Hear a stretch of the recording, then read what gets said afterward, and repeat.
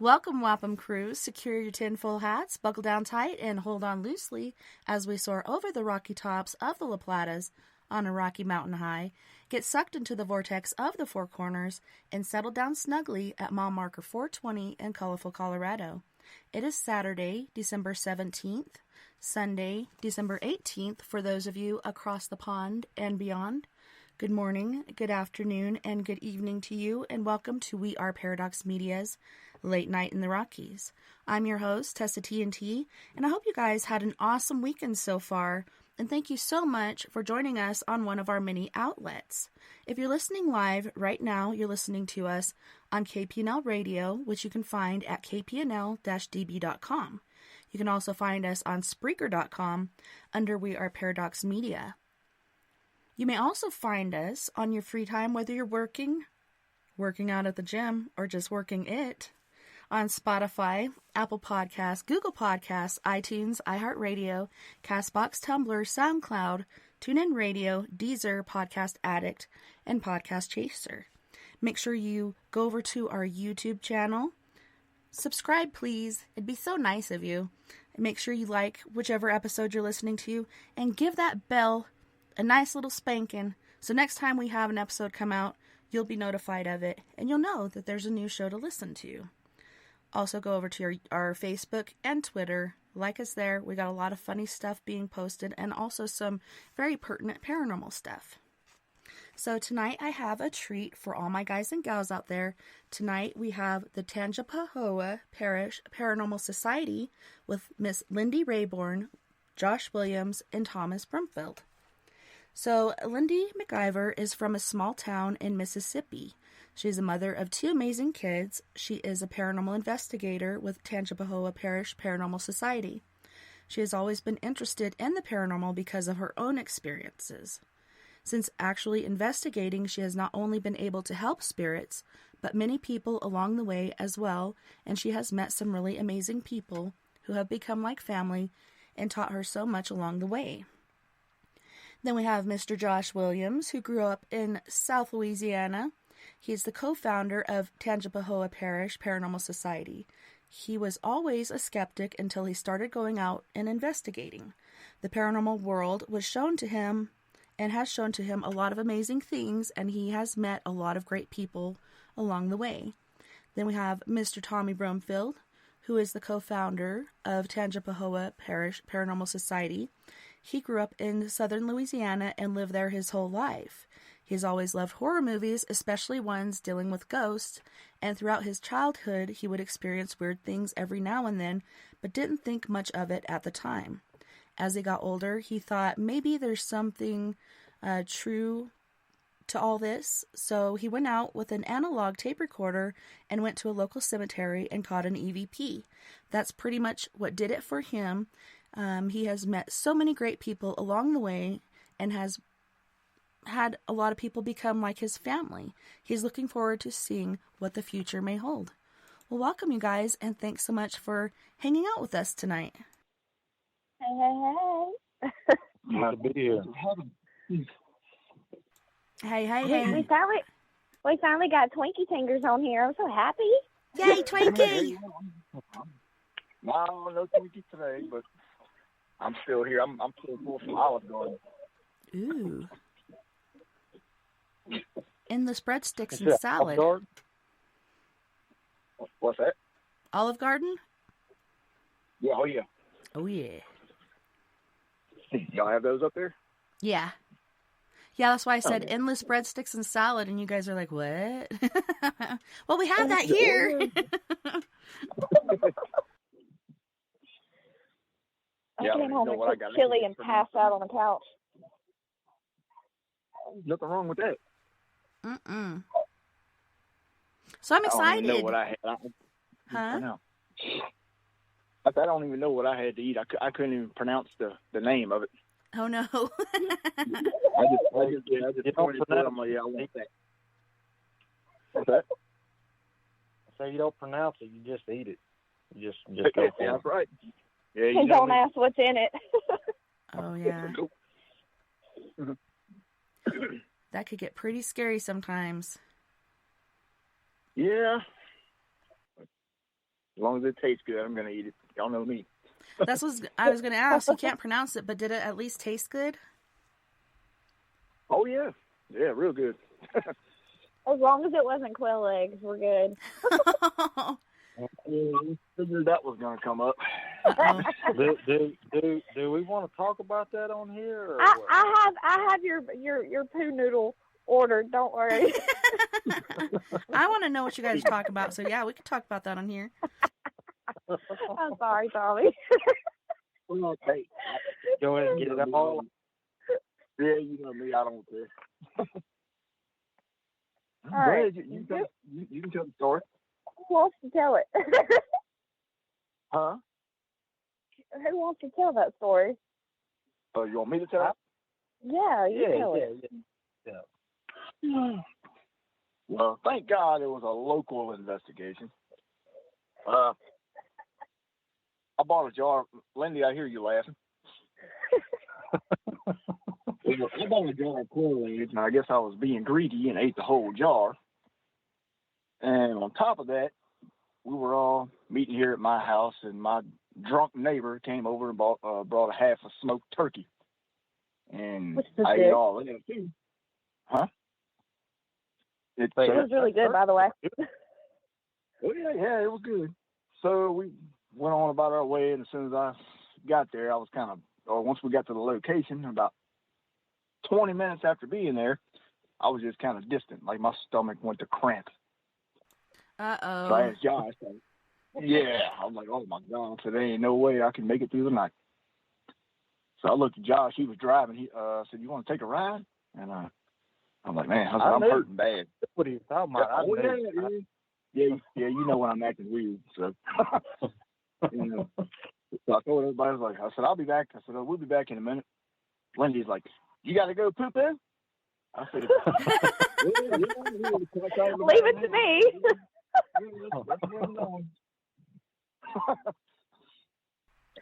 And then, of course, he's in Josh's brand new truck riding there. Oh, no. Yeah. Oh, yeah. Got rid of that new car smell real fast, huh? And then GPS circles.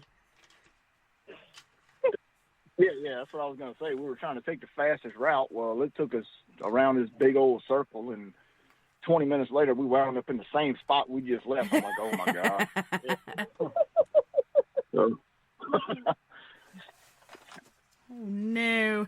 And what's funny, though, is, like, we're always messing with Tommy, telling Tommy he needs to eat before a location, because typically when we're in the middle of a session, like, his stomach starts growling, and that's all you hear is his stomach growling, and we're having to, like, in the middle of a session be like, okay, that's Tommy's stomach, you know. So typically, like, I'll bring him, like, Twinkies and stuff or something, you know, to snack on. Like, that's kind of where Twinkie Fingers came from. That's a whole other story. I was about to ask, because last time I was like, either he's a well-hung lesbian or he likes Twinkies.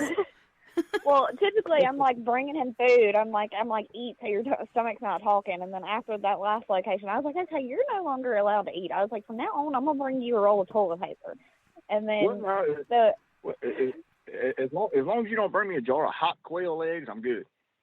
Well, and then, like, the other weekend, like, my son escorted their daughter to a dance, so we were down there, and me and Chanel are sitting there talking, and we're like, you know what would be good? To get you a bucket. And Chanel's like straight coon ass. She can't understand half of what she says. I have to be like, huh? I love but that. She was like, I'm going to get you a 5-gallon bucket, and we're going to get a pool noodle and put on top of it. And the way she said it, it was like, we're going to get you a poo noodle. And, like, we sat there and cracked up about that, like, all night long. Like, we're going to get you a poo noodle. She's from, like, South Louisiana, so, you know, like, the Cajun country, they call it. So she's like, instead of saying pool, she said poo. Poo. So poo noodle. Yeah, say it. Say it, Tommy. It's so funny when you say it. A poo noodle. So that's kind of where that came from. Or that is. But go ahead. Twinkie Tingers, like, you know, of course, like, we always bring him a Twinkie. We're like, you need a Twinkie before we go. But, like, Tingers is because of his toes. His toes are like freaking fingers. And so he can pinch people, throw rocks. I think it's a southern thing. I can open the doorknob if I'm barefooted and got full hands. So Heck yeah. Make me a peanut butter jelly sandwich. yeah,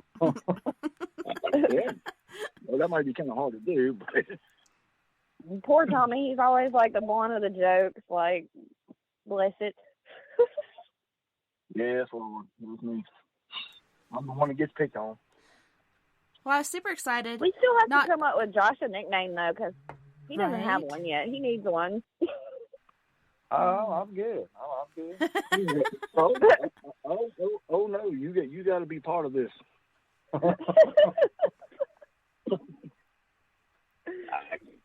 I've known Josh for, how long we known each other? 12 years? Something like that? About 12 years, yeah. Yeah, and I still don't know what a nickname can be for you. I know, he's always so quiet. I know he's like laid back. You could call him Joe Coo instead of cool, like poo. Yeah, well, yeah, maybe this year we all need to get a pool and go swimming. Yeah, just go to poo. Go swimming in the poo. Get you a poo noodle. Well, we got 2 coon asses in the house, so I'm super excited. My grandma Lolita, who I inherited through my dad's second marriage, was from Louisiana, and every Christmas she would read us the night before Christmas. Do either one of you guys know how to do the night before Christmas in your best coon ass accent? Oh, no. "'Twere the night before Christmas, and all to the house." You would need Chanel for that, because Chanel's got like this thick coon ass accent. Maybe second hour we could get her in to do it or something. That'd be awesome. Well, yeah. Maybe the next time. She's not passed out.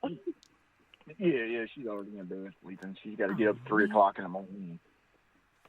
Maybe you guys could come on for the Christmas show, because we're doing a show on Christmas night, and she could read us the night before Christmas, even though it is Christmas. But that'd still be cool.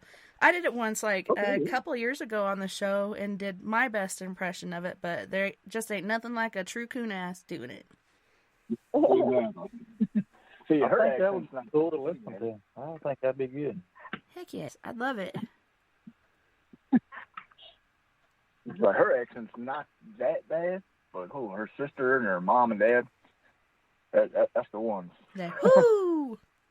Well, like, I understand most of what Chanel says, but there's times when she gets to talking fast, I'm like, slow down, homie. Repeat that. I'm like, what did you just say? You live with her. You're like, stop, rewind, repeat. Yeah, and then we'll start arguing because I don't know what she's talking about. You never listen to me. Yeah, because I can't understand you. I know, that's a shame. Well, there's different Christmas traditions all throughout the world. So I know the Nightmare Before Christmas, Louisiana style, is one. But are there other things that you guys do down in Louisiana that are different than other states?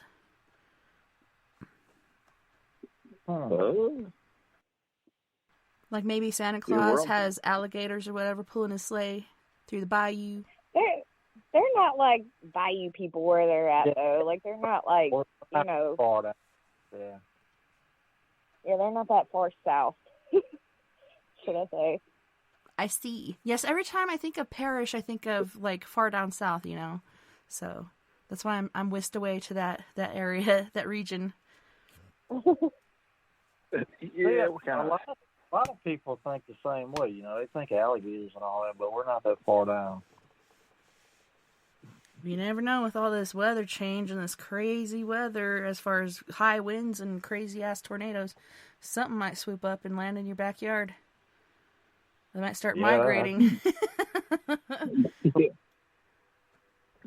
Yeah, we're kind of, like, in between Baton Rouge and Slidell. I don't know if you know where that's at.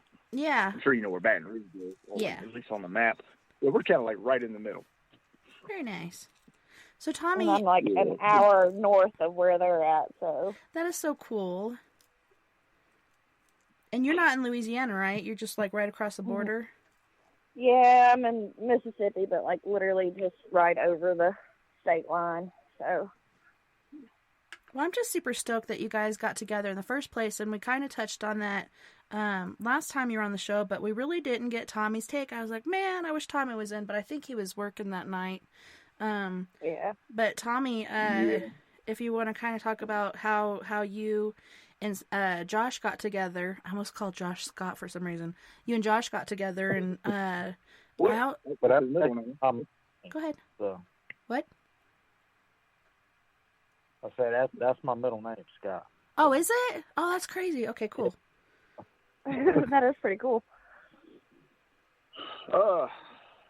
Back years ago, my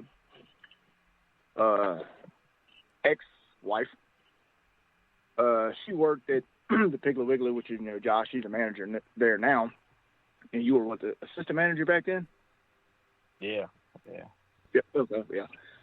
Well, he had a couple people that he has tried to, form a team with and whatever, and then my ex-wife came home. She works at that store, so she came home. She's like, hey, I know, you got somebody at the store that he works in, he does the paranormal stuff too. And I'm like, oh, here we go again, another, another loser. Like I've been, not loser, but, Weekend warrior. And, like a weekend warrior, somebody that just wants to go for shits and giggles and not take it seriously. And exactly. And so I'm like, okay, because she's like, yeah, he's got his own website and this and that. I said, okay. She said it's him and another guy. And so I went to the store, met up with him, and then I think either that following weekend or that same night or whatever it was, 2 days, whatever. Him and the other guy, Mickey, he came. They came to the house. We got to talk about it. And, okay, well, maybe this will work out, because he had a lot more knowledge with this stuff than the people in the past that I've dealt with, and whatever. And just from then on, like that's pretty much how it started with us. And our first investigation together was this little cemetery right here in Independence, which is like one town next to where I live at. And we just kind of went out there and we just hit it off. And 12 years later, here we are. Well, you remember that EVP we called that first little cemetery, right? Yeah, that's what I was trying to think of. I can't remember which one it was. That's the one that sounded like it was talking inside the crypt. It was muffled. Was that on Hook Road Cemetery? Hook Road, yeah.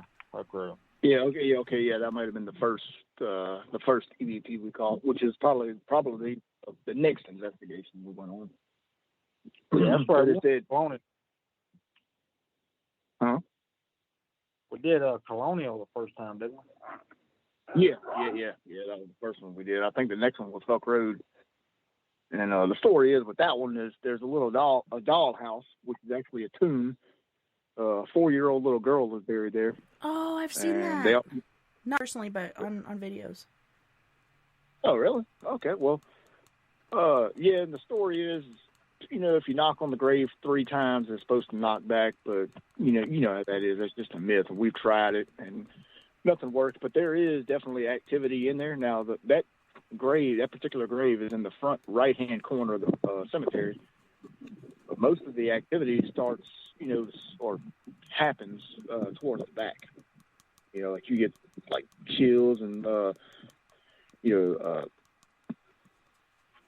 EMF readings and all that. And that's where you get most of the EVPs. Now, around the dollhouse, we've never really caught anything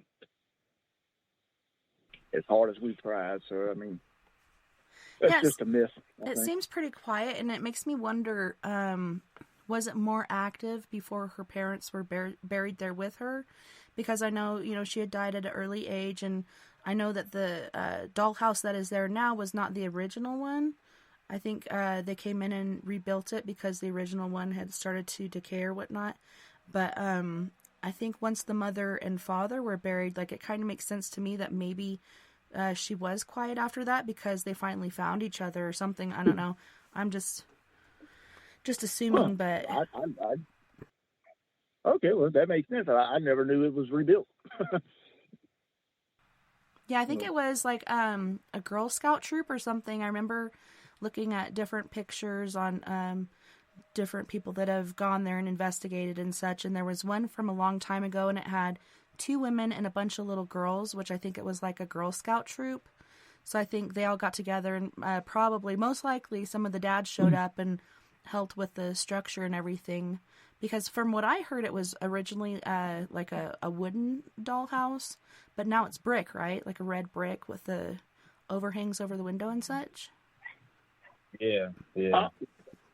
Well, it's actually like a white brick, smooth, like cement, not really brick, but got like a greenish blue roof on it. Huh. Maybe And this 2 is a different columns in the one. front. Yeah, I could be thinking of a totally different one. Well, I was actually trying to find a photo of it right quick, but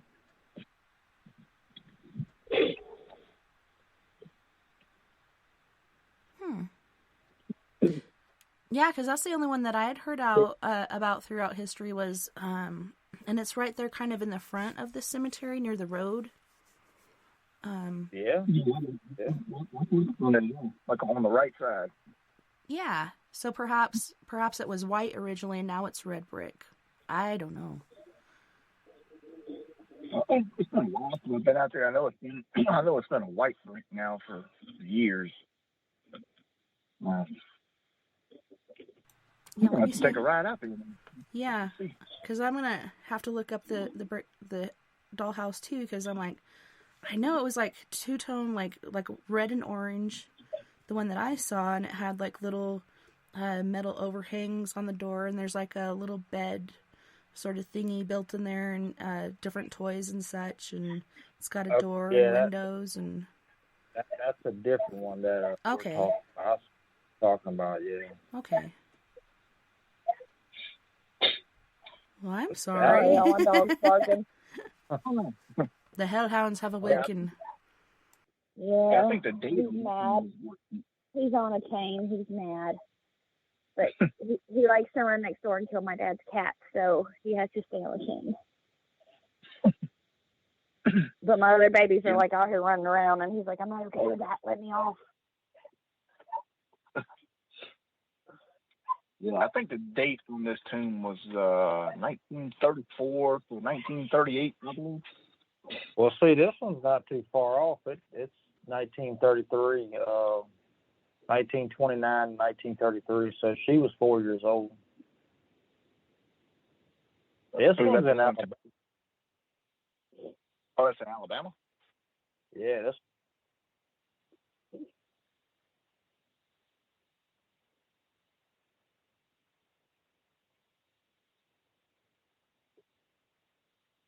Oh, we need to check that one out.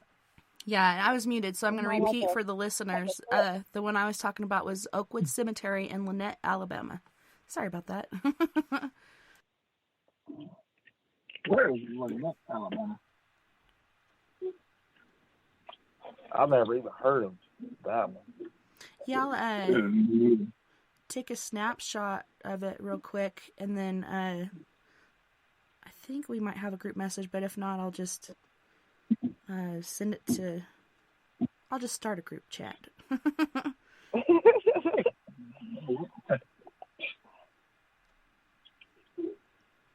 yeah, her name was Nadine Earls. Okay, yeah, the one we're talking about is Jeanette Favre, like Brett Favre. Yes. And another story, too, was they say way back then, right after the death, the father of the little girl, he couldn't deal with, the death of the baby. Well, not the baby, but, toddler or whatever. And so he hung himself right in front of the grave on the little oak tree, right inside the gate of the cemetery. But the tree is only about a foot wide. And I'm thinking 30 years ago, however many years ago, that like 80 years or 90 years ago, whatever it was, it's kind of, the tree's too small. Unless there was another tree there at the time, so I don't know. But like I said, we never got any kind of activity in that particular area. So who knows? Yeah, I thought it was very unique, when I was telling you guys about, but as I'm looking at this certain article here, there's actually quite a few. That is so cool. What a cool little, like, grave site to build for your little one. Very sad. Yeah, but as a kid, we used to take hay rides out there, and of course the driver would always mess with us and try to go get out and get off the trailer and go knock on the graves, and then he would act like he was out of gas and had everybody petrified. So,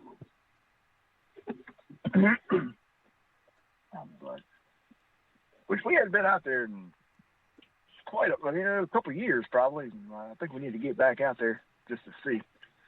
Yeah, we need to go to this one. Yeah. What'd you say, Josh? So we need to get Lindy out to that one. Yeah, she hadn't had the privilege to be out there. It's a small cemetery. It's not very big, but it's pretty active most of the time. Just like anywhere else, you go out there, you might not get anything.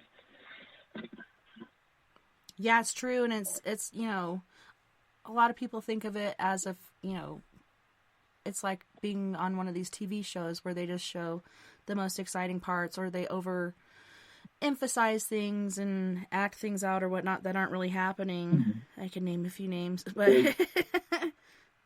yeah, it's not like that at all. No, it can be pretty monotonous at times, but I still love the heck out of doing it.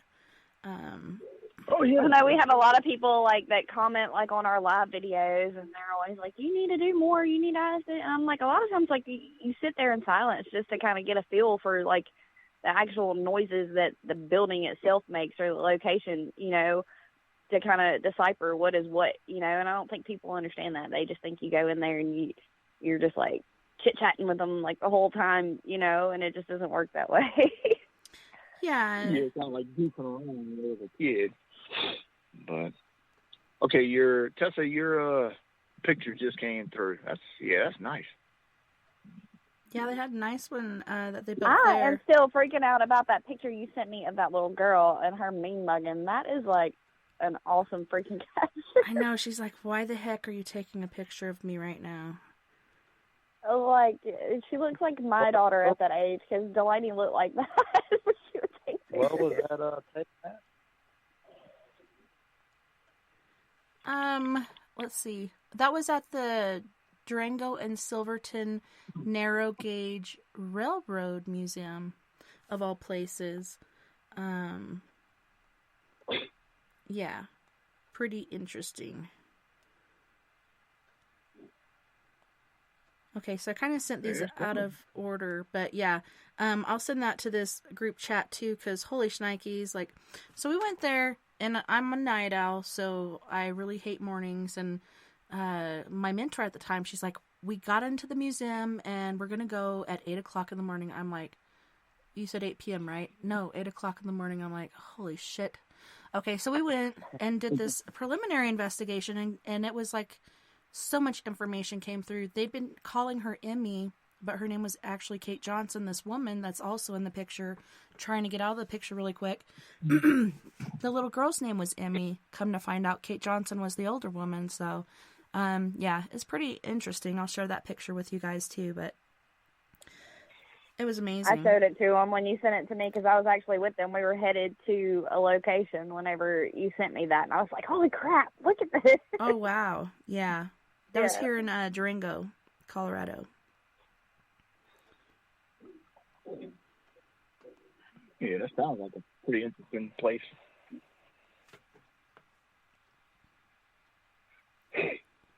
Sorry, I'm going to try to unsend this really quick. I put it in the wrong order. Dang it. Always having technical difficulties when I'm on the phone. Right? And Chris Garcia, the Garcia effect. But yeah, that was the most epic one. And we, after Kate Johnson got released, we tried to go back in there and figure out what was going on with Emmy, but the brakeman wasn't having none of it. He's like, nope. And he was so vulgar. What a jerk. He's one of those you got to put in your place, though. Like, we had that discussion last time. Like, he's one of those you got to be like, okay, step back. Like, I'm done talking to you. Like, you know. That's what we did. Like, after he chased Emmy off, because he came in. First, we were talking to her. We were getting somewhere. He came in, started cussing, and sorry, frog. Started being absurd and mean to her, and so she ran off. And then he sat there and continued to insult us, probably because we're women, and say stupid things. And we're like, we're not talking to you. We're here to talk to her. And I actually got a medium that is supposed to be able to release spirits to come in once to get rid of the guy. And he came in and he's like, no, he doesn't want to leave. And I believe in free agency, so I'm not going to make him. I'm like, this guy does not need to be here. This guy needs to leave. I got something like that we're fixing to deal with at a location if we get back there. When are we going? I'm ready. I don't know, because you're going to be out of town that weekend, so we got to reschedule it. Yeah, that whole place is just messed up. So is this Are we going next weekend, or how are we doing it? Oh, next weekend's my birthday weekend. We could go. Heck yes. No, I mean the weekend after I get back. Oh, yeah, we could do that too. Yeah. Yeah, what, next weekend is what? Christmas. Well, we got Christmas, and then we got... And then a legend was born the very next day. Whoop, whoop. Oh, Lord. Yeah. Have a cool one, baby. Who dat?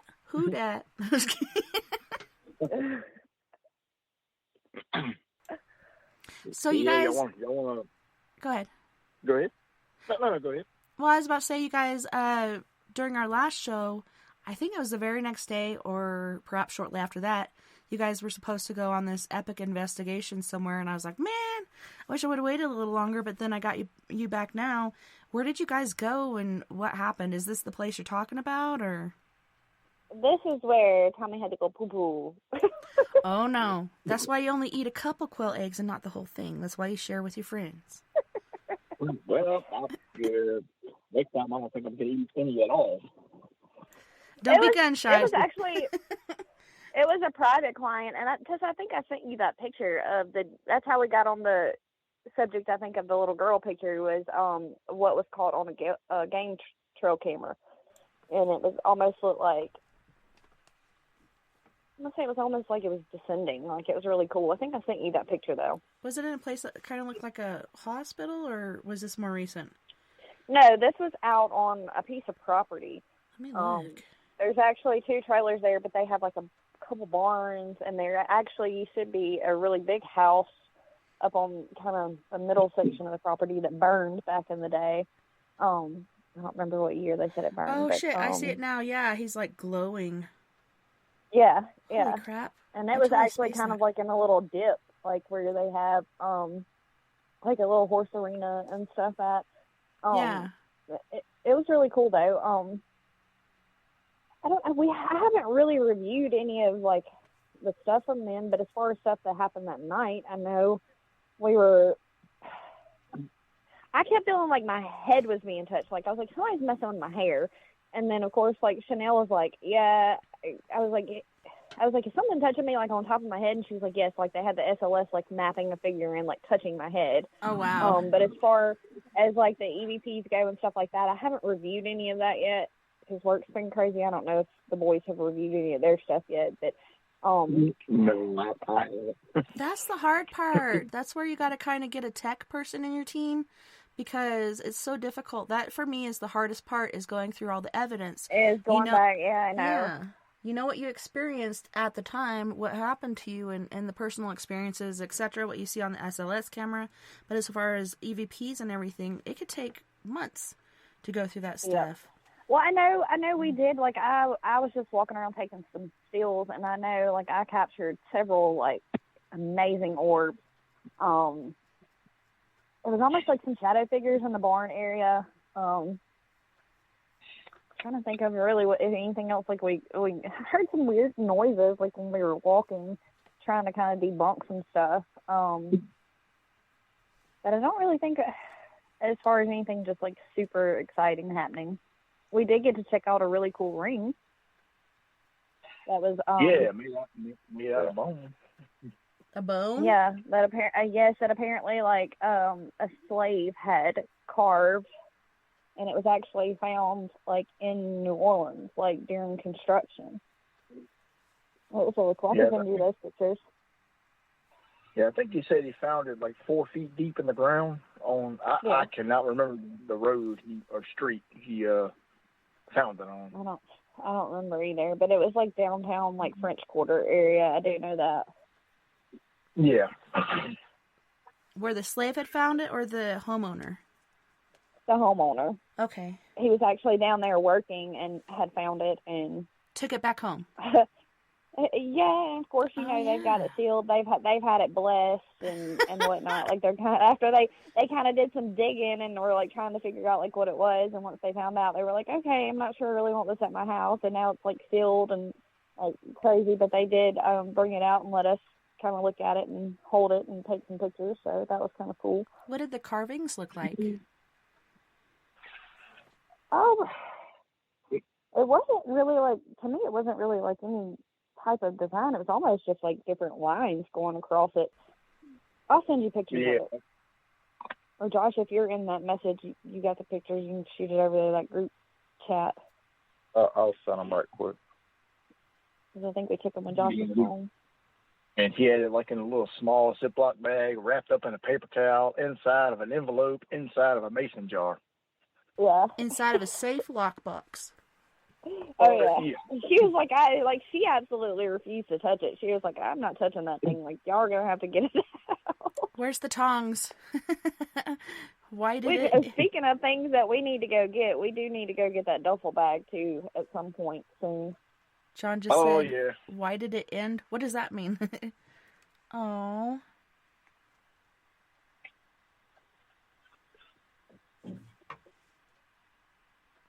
Yeah, it looks like she took like some very, very extra special precautions for that. Her old man brought it home and she's like, I ain't touching this with a 10-foot pole. You gotta be crazy. Yeah. Where's my special oven mitts? She was very mitts? uneasy when it came to that, so. Now I gotta look in my box. But as far as that location, it wasn't anything like just super exciting. Like, we did capture a lot on the SLS. Oh my gosh! I don't remember if we got anything with the REM pod. I don't think we did, but this is a bone that was made into a ring. Yes. Holy! And whoever it was shnikes. had some big fingers. Wow. Twinkie fingers. Could be a distant relative. I might fit on my boot. I love it. That is very creepy, but at the same time kind of romantic, and it makes you wonder where this bone came from. Could it have been used like in some sort of love spell or something? What they pretty much told us with the research that they had done on it, that a slave had made it. But I mean, that's a very good, thought as to what it could have been used for. They don't really know anything, Yeah, and also it could be perhaps some sort of animal bone instead of a human bone, I hope. But you never know. Yeah, I was kind of wondering the same thing. I think we all were at some point. Yeah. What do you guys, John or Josh and Tommy, what are you guys thinking as far as like, did you pick up on anything when you were holding it in its little package?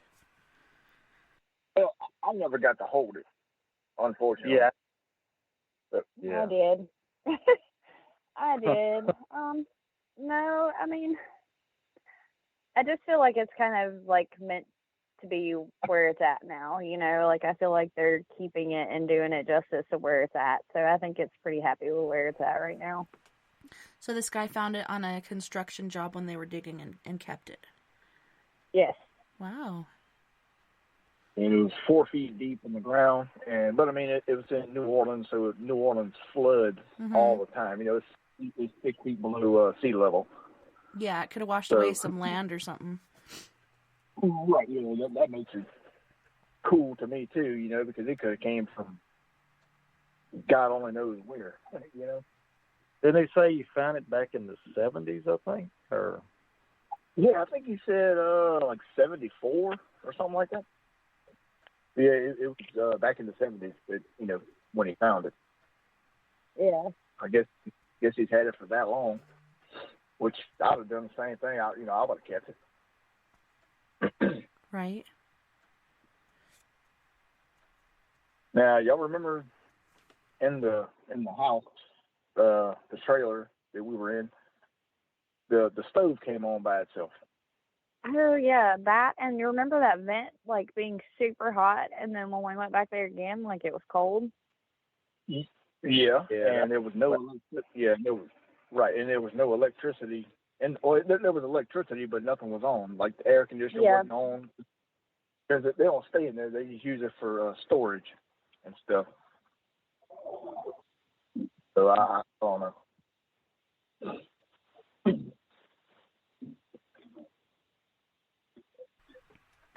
Well, it's cool that they really haven't had any like negative effects having it with them, correct? So that's good. Yeah, well, I think they did enough precautions too, though, to not have any negative effects from it. So are you talking about the wrapping process, or did they do anything else? Oh yeah, well no, they actually went. Did they have it blessed, or they just went and had it? I think she said she dipped it in holy water, maybe. And they went. What was it? She went to New Orleans or something and went to the church and I think dipped it in holy water, and I'm not exactly sure what all they did with it. They were both talking at the same time, so it was hard to keep up. Yeah, they were. I know they did something to it. I'm just not sure what. But yeah, they didn't say anything about anything negative. I didn't feel anything negative from it, and I didn't feel anything negative from the property itself.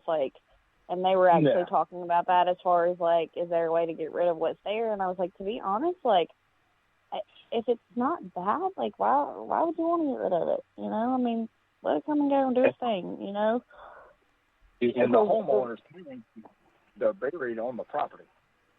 Yes. So maybe it's I'm thinking it might be one of them, because they did say the light in the barn. They got horses and I think you got a donkey in there too. But anyway, they said now and then the light would come on, and they say every night, when his dad was alive, he would go out there and feed the horses and this and that. So I'm just wondering if it's him going out there checking on the horses, unless there's an electrical problem. That is cool. Yeah, but the way it was, the way they had that set up, I mean, it was an actual switch, that you had to turn the light on. So yeah, I don't know. I just kind of feel like whatever's there is probably attached to one of them, and it being that it wasn't his parents that were there or whatever. I kind of think it was more along his side, of what's there. I don't think it's anything bad though, and I don't think anybody's coming on their property doing those things either. Right, because he said that's the whole reason he put that game camera or whatever out there, was just to see if somebody was out there messing around. But if I was a thief, which I'm not, but if I was, I wouldn't go out there and turn the lights on in the barn with the animals. And the camera he had. Josh found him a new friend that night. Yeah, he would. Oh yeah, let's make fun of you now. Yeah, let's tell that story. So we go in this barn just to go check out the animals. That was the one place we hadn't been. We'd been all up in this other barn that had just old motorcycles and all kinds of stuff in it, but we were like, we're going to go see the animals. So it's just kind of like a split barn, and we're all looking to the left in this pen because there's a ghost in there.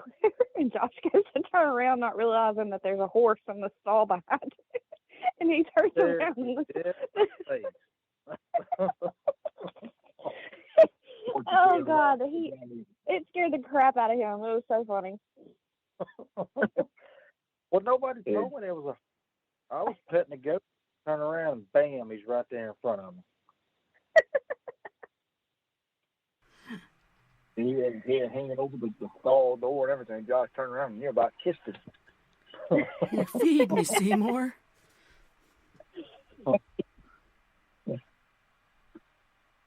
As you can probably tell, there's a whole lot of laughs and like talking shit to one another when we're on locations together. Well, I think that's really important. You know, a lot of teams go in and they're super serious and whatever. And I don't know, through my own experience and whatnot, I feel like there's a lot better evidence and different things that happen when you do have that positive energy coming through and you're having a good time and you're joking around instead of like being serious and boring and monotonous. You know, it's good to have fun with it and put that positive energy into it. We feel the same way, you know, because that's kind of when we get the most evidence.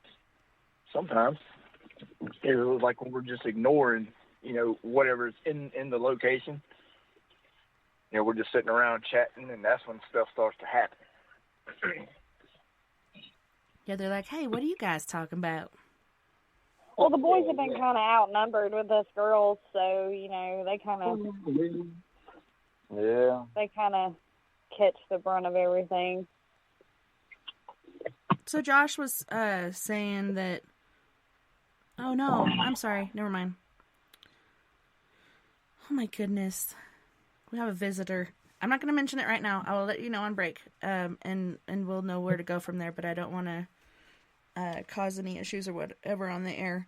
But yeah, if you guys are having any issues with the Spreaker is notorious for this. So sometimes you'll be listening to the show and all of a sudden it cuts out, like it'll end or it won't be playing anymore or whatnot. All you have to do is reboot or restart the show and it will start again. But yeah, Spreaker, man, I don't know how many times I've said, I don't know why I'm paying for this because it just has so many different issues and they try to fix things and they're making it worse. And I don't know, I came from, maybe I didn't, but I was raised to know if it ain't broke, don't try to fix it. You know, leave it alone. And they just got to keep fidgeting and messing with things. But yeah, if you guys get interrupted on here, just reset Spreaker, it should work. You can also go to KPNL Radio at kpnl-db.com and find the show as well. Live. Sorry, guys. Well, that's fine. But yeah, it's good to have that positive energy, and it does, like, intrigue the ghost because, like I said, a lot of people go in there, they can be antagonistic, they could be too serious, and, you know, I don't know, I try to treat ghosts or spirits as if they're like you and me, because they've just gone to the other side or past this realm or whatever, and treat them with respect and, you know, do things for them you would for anyone else. Be cordial, be respectful, don't be an asshole. I mean, there are the occasional asshole spirits you got to put in check, but for the most part, I mean, you got to be respectful of them. I mean, as you would want them to be respectful of you, you know, so. Yeah.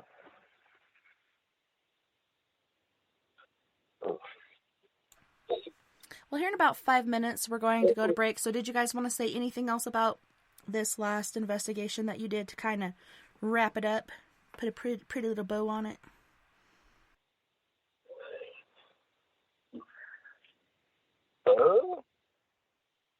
What y'all think? But the ring was cool. Man. That was very unique, for sure.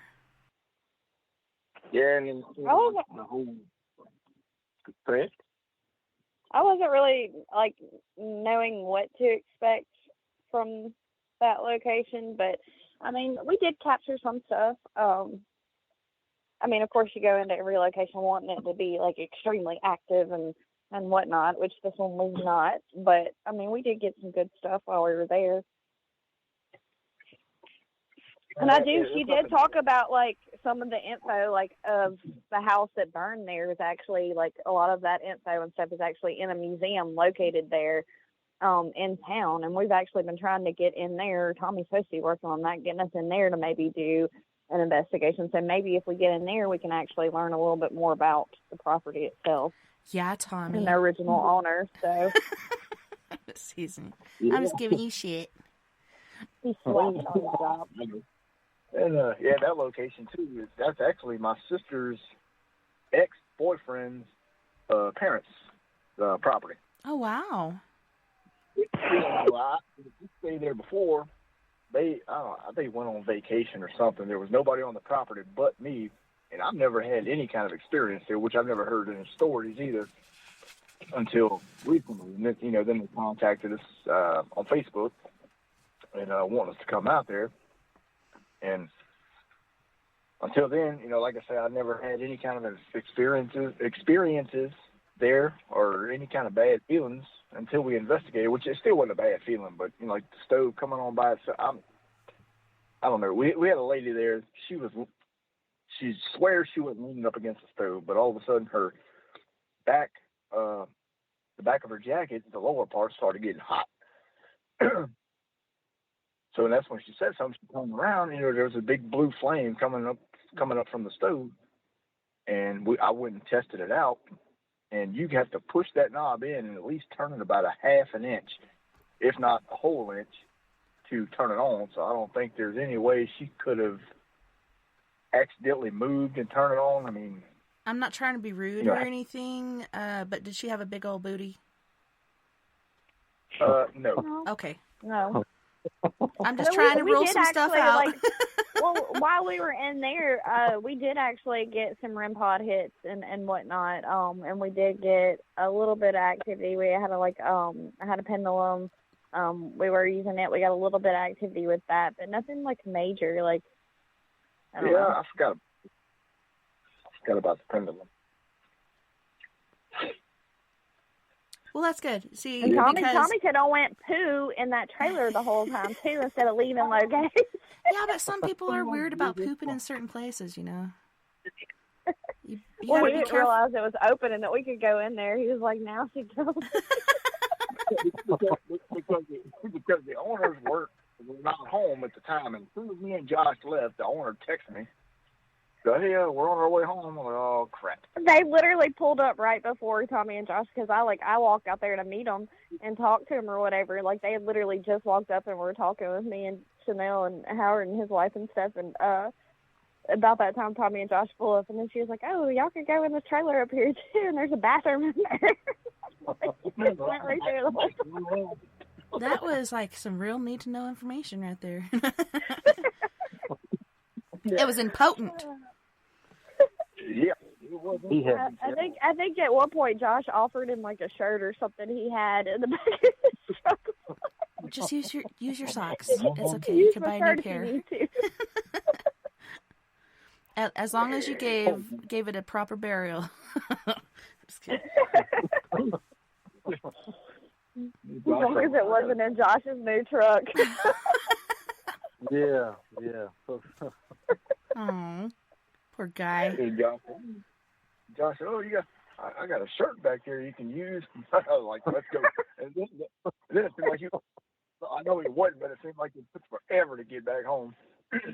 Josh going 10 miles an hour on his new ride so he could get a speed ticket. This baby's coming. You better put the pedal to the metal, boy. The GPS took us all around, and 20 minutes later, we saw him. Oh my God! That's when everything happens. Got to go. Nothing works right. Nothing. And of course, Tommy's being all subtle. He's like, "We'll be back in a minute." And of course, my first thing was "You gotta go poo poo." You gotta go poo poo. And Tommy's just looking at me like, "I hate you, Lindy." I gotta go drop my little brown babies off at the pool. Tommy's like, he was quiet. He wasn't saying nothing that night, He was strangely quiet. He was thinking deeply about something. I was playing the guy and I didn't have to sneeze. Right? As soon as I said it, though, Tommy just looks at me he shakes his head "Why, Lindy, why?" See what you get yourself into with me? Didn't you tell me at one point you tried to kneel down well, I can't do that or something like that? Or oh no, you leaned right into it or what? That's a big no-no. Uh-oh. Yeah, I was trying to squat down. I think he went to walk off to fart or something at one point. Was like, "Nope, I can't do that." Yeah. No, I was scared. I was scared to fart. Yeah, I think that was the highlight of that investigation right there.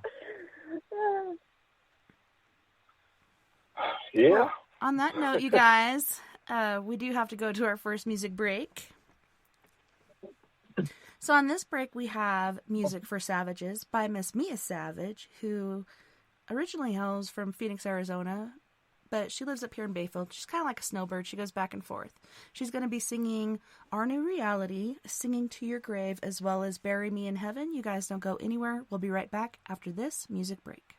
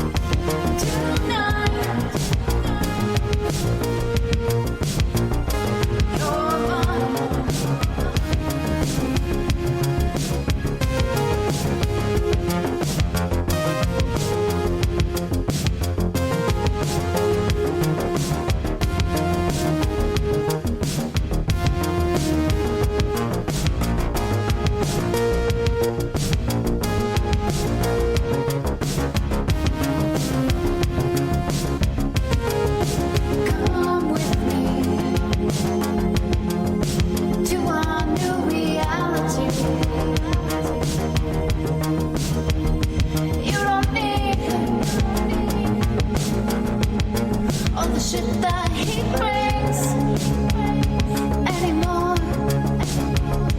You're mine.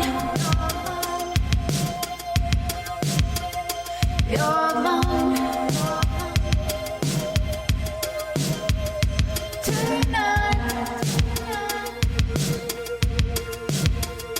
You're mine.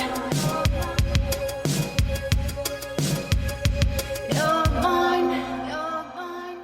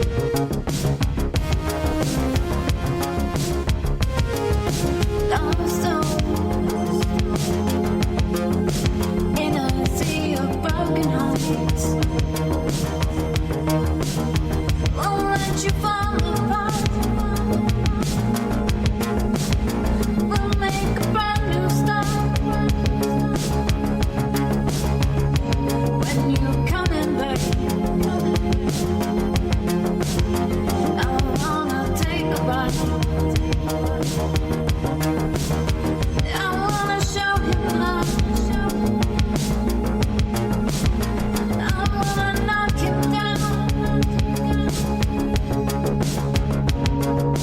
Come with me to our new reality.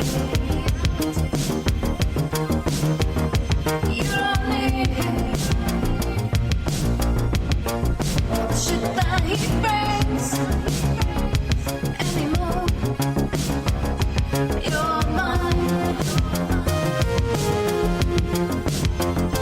You're mine. Tonight. You're mine.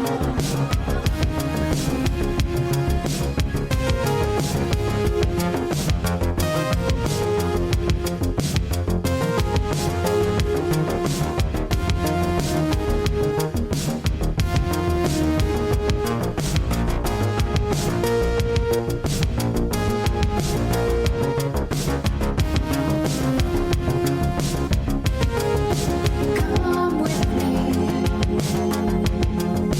to our new reality. You don't need all the shit that he brings anymore. You're mine. You're mine. Tonight, you're mine. You're mine. You're mine.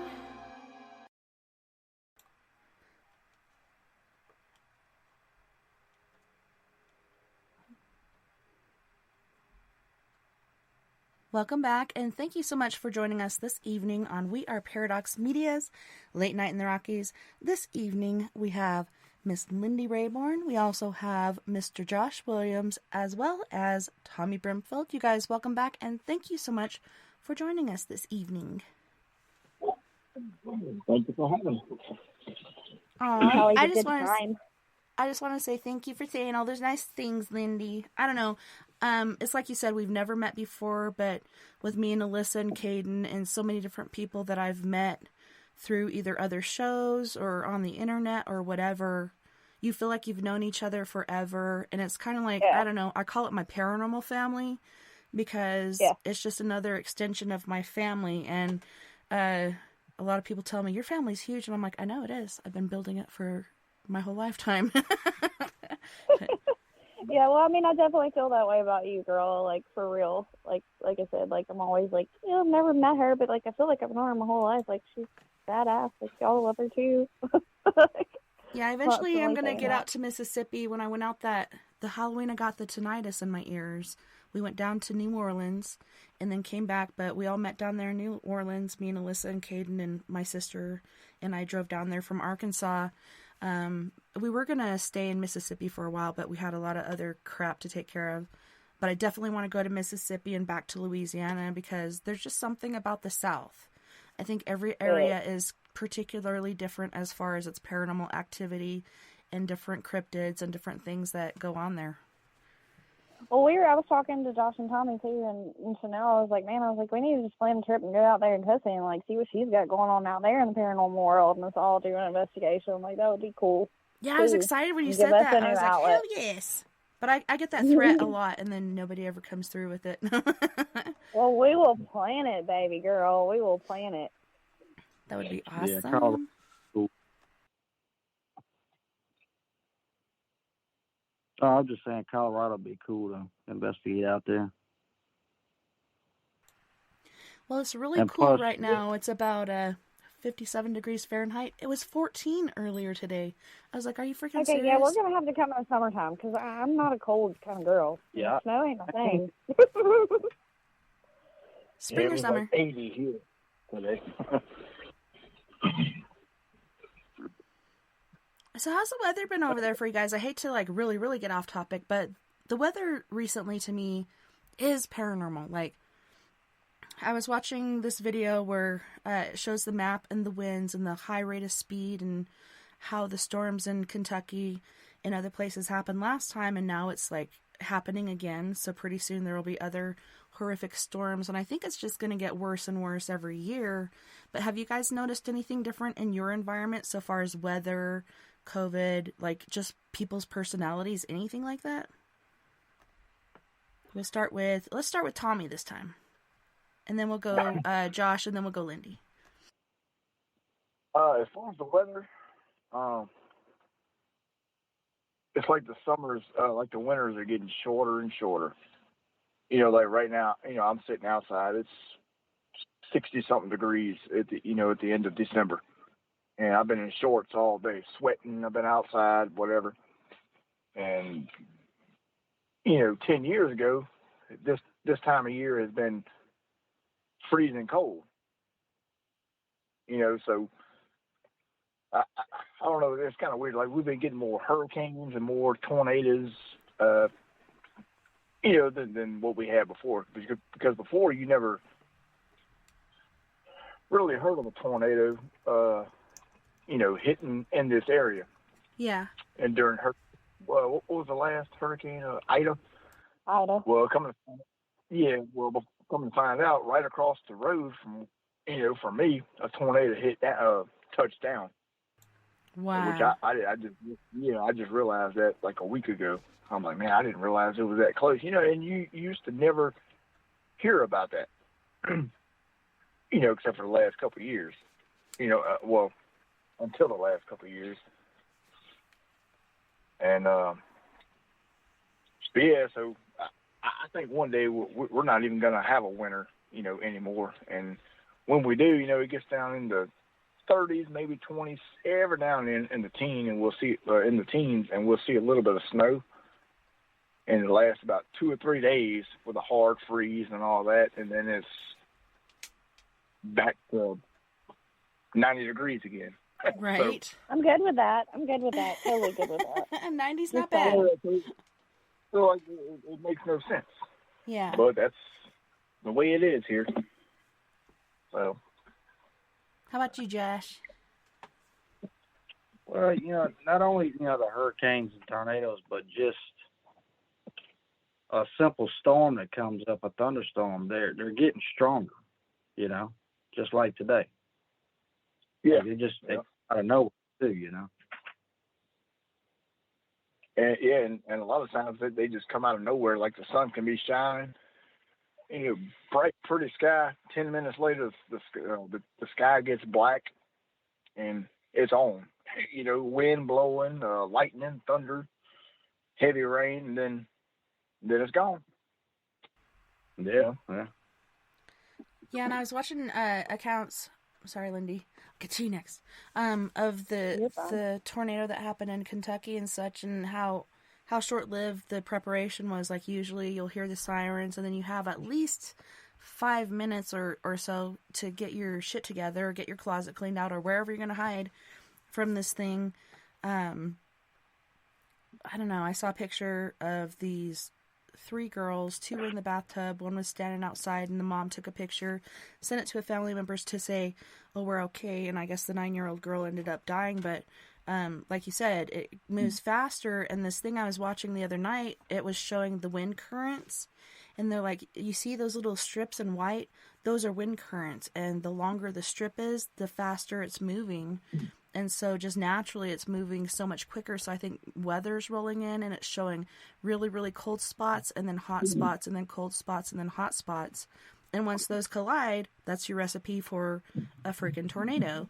And so they're like, we could see something happening just like what happened this last week, coming up this next week. So it's like, I don't know. The president is like, yeah, rebuild here, blah, blah, blah. But why would you? This stuff is not going to get any better. It's going to get worse and worse. I think it'd be better to move to a different environment and get the heck out of Tornado Alley. And Tornado Alley is getting bigger. It's stretching. Like, we're getting tornadoes in Colorado now. I'm originally from Arkansas, so that's the only reason I talk about tornadoes. Tennessee is where I experienced the two at once. in areas that typically don't see storms like that, they're getting storms like that now, though. And I've seen that here. I had two of mine. This is kind of a sore subject for me, just because I had two very close people to me die in a storm like hit Kentucky. They died on Easter Sunday a few years ago, and you know, like as we're going to their funeral and whatnot, like we actually went out to that little community to help clean up because we knew other people out there. And I don't think my kids understood like the destruction until we actually drove past their house. And once they saw it, like my daughter like just broke down. Like she was like, oh my God, there was no way they could survive that, because literally, like, I mean, the storm was probably a mile long, and you could see like the road, like you could see where it had crossed over this road, and it like hit these houses over here, skipped over this house across the road, and almost landed directly on Robert and Paula. And it looked like, because where Robert and Paula lived, like we actually knew the man that lived next door to Uncle Don, and we actually went and helped clear trees and stuff up out of his yard. And like literally where Robert and Paula lived, like it looked like a freaking nuclear bomb had gone off. But then like just a few hundred yards, like you could see this row of pine trees that are still standing, look like they haven't been touched. Right.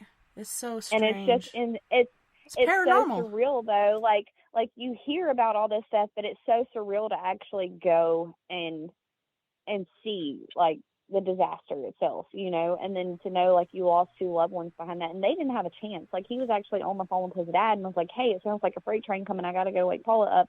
And like they didn't stand a chance. Like when I tell you, like the frame of their house like was wrapped around a tree. Like I mean they found their stuff, like I mean just it was just devastating. And I mean that's typically not an area that sees a whole lot of storms to that capacity, you know. Like I think it's just going to be more and more, no matter where you move, areas of, oh, we don't get tornadoes, or we don't get this, you know. And I think more areas like that are going to start seeing those type of storms, you know. Yeah, John in the chat room is saying cleaning up after that storm was absolutely devastating, especially the loss of our friends. There's some things you can't replace. It was heartbreaking. Like, yeah, I mean, it was just heartbreaking. Yeah. Like you said, and there were devastating. So many people out there that lost everything, and then like the house next door was not touched, you know. Like, and I mean, it's not just like a little, like one little strip. I mean, it was like a mile wide. Like, I mean, just leveled to the ground, you know. Yeah. And like you said, go ahead. I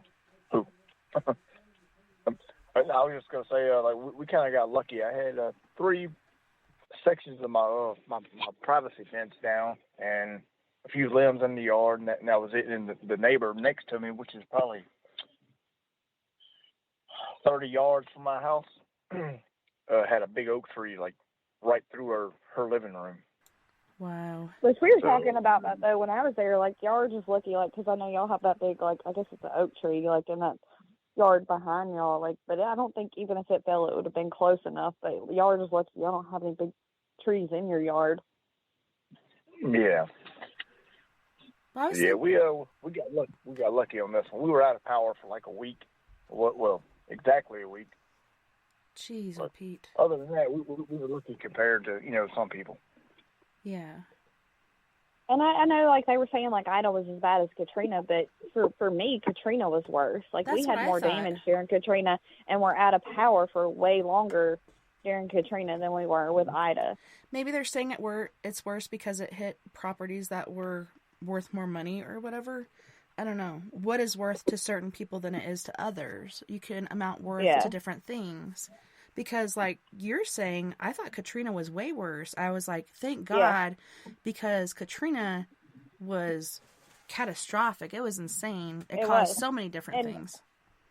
And to be honest, like, where I live at, like, I mean, of course, like, where I work at, like, pretty much everywhere lost power there, which is, like, 20 minutes from here. But, like, where I actually live at, we never lost power during Ida. But during Hurricane Katrina, where I was living at the time, like, and I actually lived further north than what I live right now during Katrina, and I didn't have power for almost 2 months where I lived at there.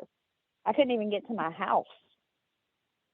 So, I mean, to me, Katrina was way worse. But, I mean, I know, like, everybody's opinion on that's different, and they say, oh, Katrina wasn't a 5, it was a 4, and blah blah blah blah blah. But you know, look at what happened. Katrina destroyed everything. I mean, it destroyed everything. Yeah. Mm-hmm. It pretty sucked. I mean, we were out of power for like 2 weeks, but I thought that was bad. But I didn't know Lindy was out of power for 2 months. Well, you got to realize, too, like, where I lived at, though, like, literally was at my grandparents' old house, and it was, like, we're pretty much, I think there's 2 other houses on that road. It was literally on a gravel road, like, in the middle of nowhere. So, of course, we were going to be last to get power, you know. They're going to get the more rural areas first before they came out there to poor little Woolworth, you know. Yeah, exactly. Yeah, I mean, I'm sure if I lived closer to town, it would have been a lot sooner, but... Right? Right. You live in the boonies? Yeah, just a little bit. I like it that way, though. Yeah, it's nice to be able to throw rocks at your neighbors sometimes, though, from your own yard. No, I'm just kidding. Well, with this last, tornado, it was down on the ground for a very long time. It was very massive. Like it went through like 4 states. It was insane. The one in I think it started in western Arkansas, right up in the Boston area, which is where some of my family lives. I haven't checked on them yet, but I'm sure Shame they're on okay. I know. I have issues. I have some hard feelings towards them right now. I will reach out, but right now I just still need to get past some things. I'm sure they're fine. They're in this little cubby, so...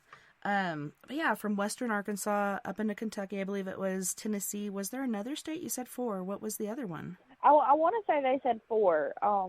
Lord, mine is Missouri? Maybe, right now, but I want to say it was Missouri. You're right.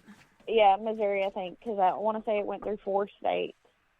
It was like, I'm not even going to say how many miles it was, but I want to say it was like 280 miles, like that it was on the ground or some crazy, I don't know. But did you say it was like 300-something miles per hour wind speed or something? Or? Yep. Like, how much? I don't know. It was outrageous. It was like I think it was like 190. Holy crap. We had 80 mile per hour winds here last week. We all woke up at the same time. I believe it was Wednesday morning at like 4:20 in the morning. And my husband tried to wake me up and I didn't hear him, which is weird because I'm a very light sleeper. As soon as my daughter came through the door, I woke up and I was like, what the fuck? Because I think what Vern was saying to me registered, and the dream I was having, it was really creepy how it ended. And then Nova came in, it was just like chaotic. And then I hear this wind blowing super hard. There's lightning, thunder, and it sounds like it's raining, but it's actually just snowing really, really hard, I guess. Frozen water, snow, hail, sleet, I guess is the word for it. 80 miles per hour, a truck blew over, like all kinds of different stuff happened. I'm waiting for one of these huge spruces to fall, but had I been living in Arkansas or Tennessee at that moment, I would not have gone back to sleep, but I'm like, oh, we're in Colorado, we'll be okay. So I went back to sleep, but one of these trees could have fallen over, and I thought about that the next day. But still, for y'all to have like that high winds, like that's insane, though. You know, yeah, like that's like a Cat 1, hurricane for us. Like that's insane. Yeah, it got up to 100 miles per hour in other areas around us, but I think where we're at, we're kind of blocked. So it got to 80 miles per hour, but other places got 100 and plus miles per hour. And I'm like, what the fuck? And then the maps, it's just showing it everywhere. I don't know what has happened. I posted and I said, Mother Nature has lost her shit right now, boys and girls. You better go clean your room, hide under your bed. Like, I don't know what you did. But Clean she's your mad. Yeah. Yeah, it's crazy because a Cat 1 hurricane starts at 74. Yep. So y'all had probably close to a Category 2 of, force winds. Yeah, my 17-year-old, she woke up and she thought she was dreaming, and she came running down the hallway, and she said as soon as she hit my door and came through, she realized she wasn't dreaming, and then kind of tried to reassess things, but it was super loud.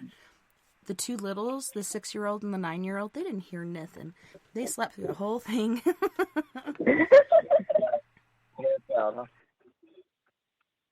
That's kind of how. I was trying to get my daughter to say hello. She doesn't want to talk. She said hi. I have a house full of kids right now, so I'm locking them inside and I'm staying outside. Oh.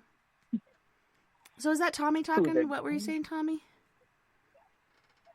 No, I was just saying, I said that's kind of how I was during Hurricane Ida. I stayed up till about 11:30, close to midnight. I said, well, this is about as bad as it's gonna get.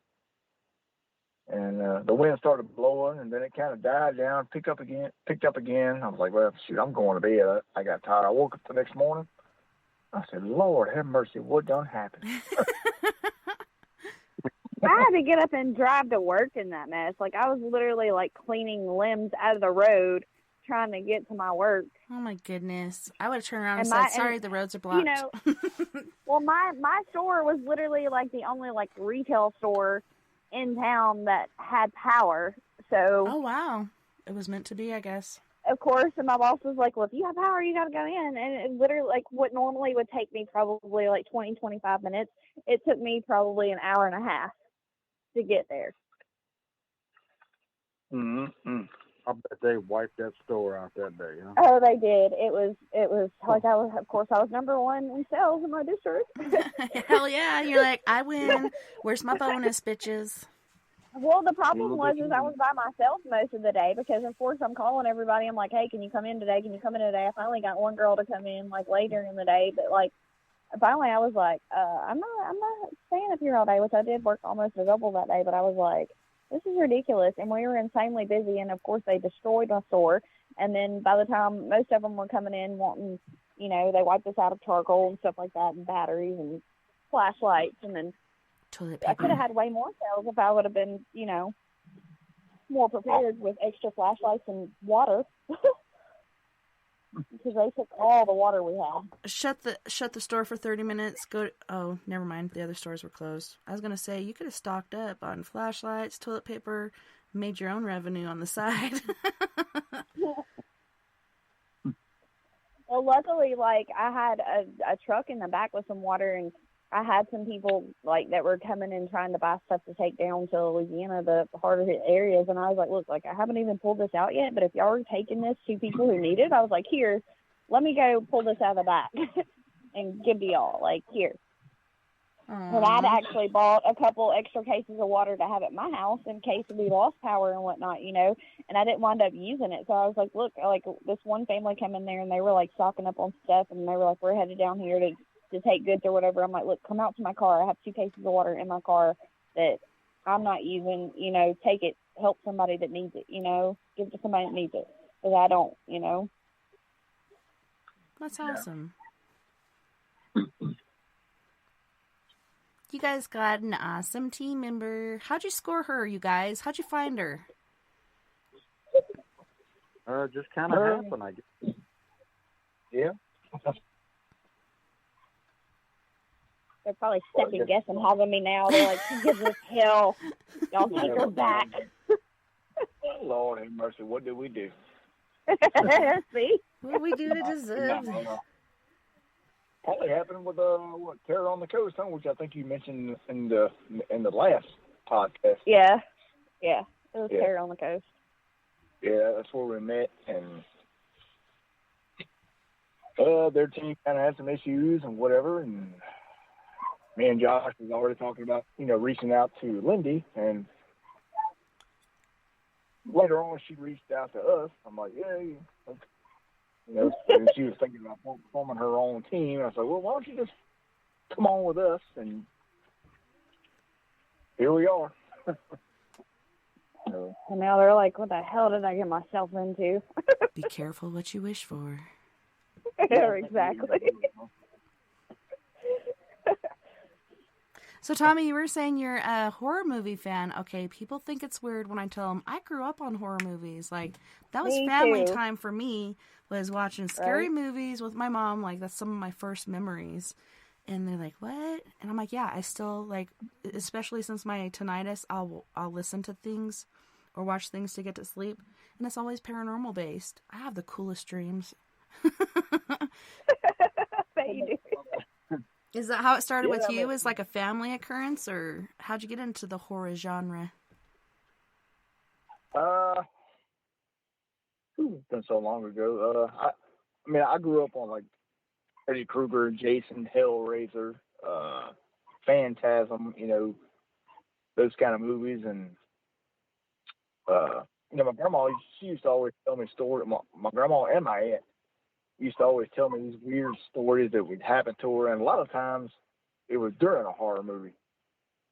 I'm like, why? I was just a little kid. I'm like, man, why are you telling me this now? Now I got to go to, now I got to go to bed by myself. I'd be scared to death. And Unsolved Mysteries. I used to love that.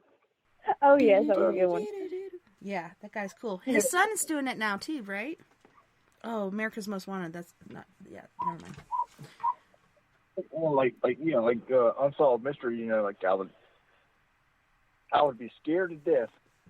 I'm not even gonna lie. That intro was super creepy, and that guy's like facial features and serious look in his voice. No emotion. Yeah. He's so serious. If it had something to do with ghosts and spirits, I was tuned in. I was scared to death the whole time. Like The Exorcist 2, that's one of my all-time favorites. And did y'all ever watch People Under the Stairs? Like, that movie used to creep me out. Have y'all seen that one? Yeah. I hate that movie. A lot of people have never even heard of it. I know. A lot of people, I say that movie, and they're like, what are you talking about? I'm like, oh, my God, if you have not watched that movie, you need to watch that movie. I got so good as a kid, I could skip 3 stairs going up the stairs. I would run and jump and bound up the stairs so something wouldn't grab my freaking feet and shit. I ended up getting so good at that I won first place in the high jump later on in life. But, yeah, even jumping into bed, I'd run and jump into bed from about 6 feet away, because fuck that.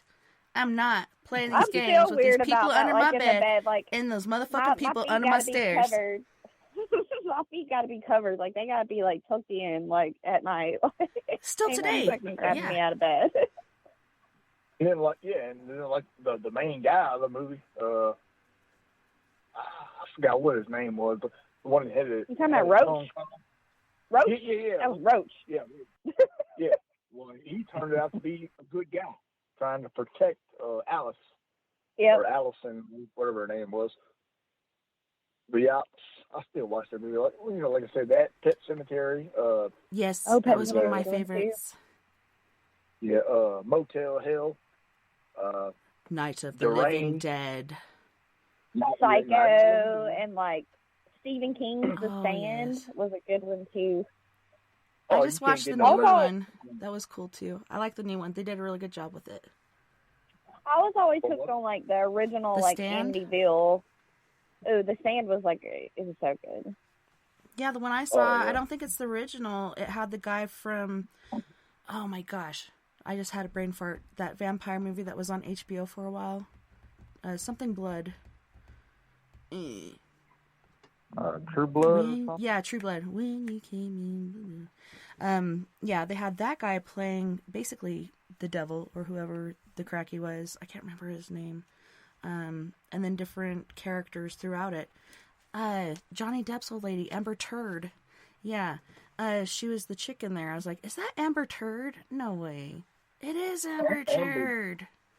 Amber Heard. Amber Turd? Are you calling her Amber Turd? Yeah. Yeah. She needs a poo noodle. She needs a poo noodle. And a water. I said make sure I hear it. Yeah.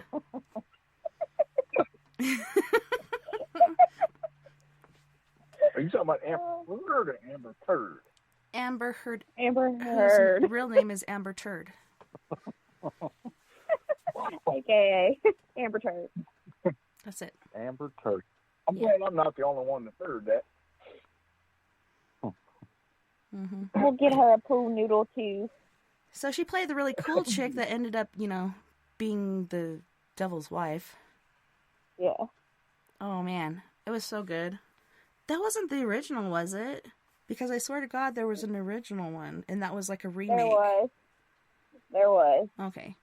Yeah, I'm like, am I tripping? Is this the Mandela effect or what? I hadn't seen the new one, but the original, it's good. Yeah, it is. So Super how good. do y'all feel about like Pet Cemetery though? Like how do y'all feel about that movie? The remake The I new don't one, like or- as much as the original. You just can't No, beat the the original was way better. Mhm. Yeah, it was. Yeah, you're not gonna beat the original. Yeah. I mean, it was good, but it's not what I grew up with. I mean, the images they had in the original, you can't beat that. Mm-mm. And Judd, like, Judd is Judd. That was Judd. Yeah, or Fred Gwynn. Yeah, you ain't gonna get no better than that. He goes from that to my cousin Vinny. Like Right? a whole different person. That's another one of my Oh top God, I'm not even gonna talk about my cousin Vinny. You saying that or something? Why I not? bought that movie for 25 cents from a little girl at a campground. Heck one yeah. time. Score. Yeah, she came up with a box. She was selling DVDs for 25 cents a piece. I've seen that. I said, oh, yeah, I got to get that. Oh, Load yeah. me up. What I'll else tell you you got in what, there, little girl? It's awesome when you find those good deals. It's like winning the lottery for me.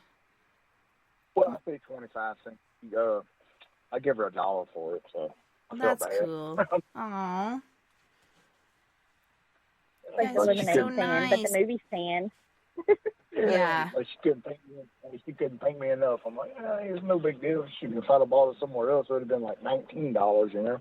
Yeah. $1 for one of my favorite movies. You can't beat that.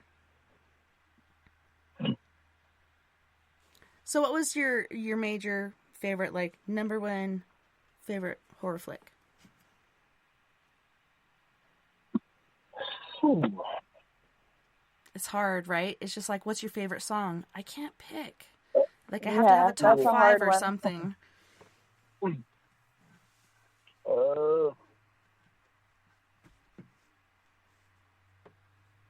My top 2 would probably have to be The Conjuring. It's up there. Mm-hmm. And I don't like too many movies, but that's a good one. Exorcist and Pet Cemetery probably be my top 3. Exorcist, Pet Cemetery, and The Conjuring. One, and The Conjuring's they're all good, of course, but like I don't know, the Texas Chainsaw Massacre always like freaks me out. Like Yeah, that's that one always. I'm like, nope. That's probably one reason why I don't do haunted houses, because that joker comes at me with a damn chainsaw and I'm gone. I'm like, I'm done. I'm done.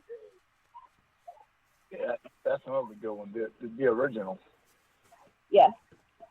It's like the way they did it too. It's like there's no music, no special effects. It's like very realistic. Yeah, like you're there. There's hardly any blood in it, really. Love ya. I love you too. I'm sorry, my child's boyfriend's leaving, going home. Oh, at least you don't want to kill him. Or are you, like, baiting the trap? I'm just kidding. He's a good kid. I couldn't pick a better one. Like, he's a good kid. Okay, so... He's got a job, plays baseball, Yeah. That's good. Sounds good. Okay, so, Josh, what about you? Favorite horror movies? Yes. Which ones, like, really mess with you as a kid, or if you didn't get to watch them as kids, as an adult, or whatnot? Which are your, I guess, top 3 we're doing? Was favorite, but top 3 is easier.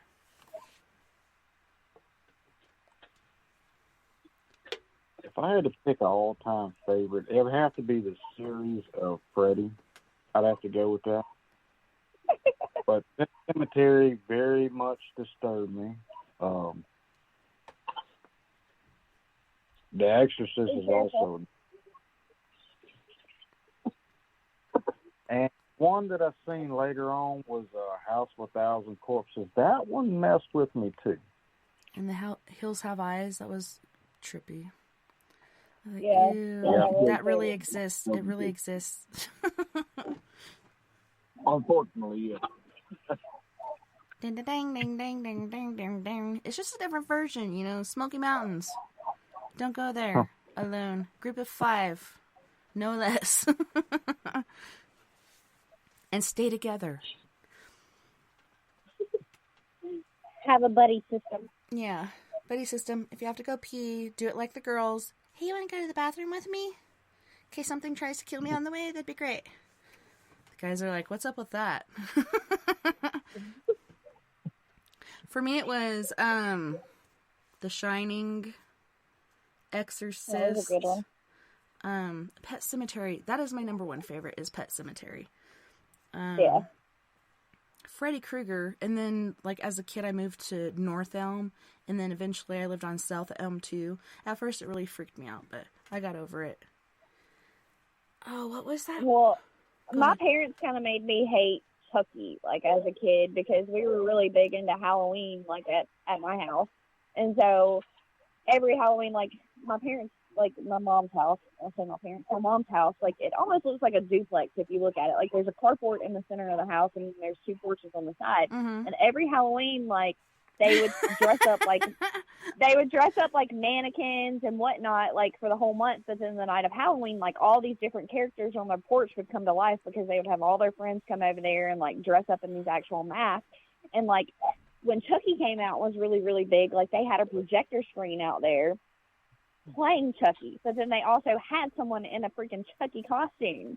And I can remember, like, them, like, chasing people down the road in this freaking Chucky costume. And I was just like, okay, I mean, Chucky's really not that scary. Like, the movies don't really freak me out, but, like, this is ridiculous, you know? Yes. It's fun to scare people. Like, I never did it. I used to watch my dad do it.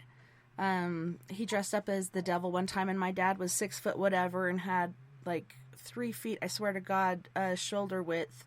He was a really big guy. He said he was Black Irish. He's Welsh, too. I hate to tell him. But yeah, he dressed up as the devil, and he put red lights in instead of regular lights, and he answered the door and said, "Welcome to hell." And the kids would generally run away because his voice was really deep.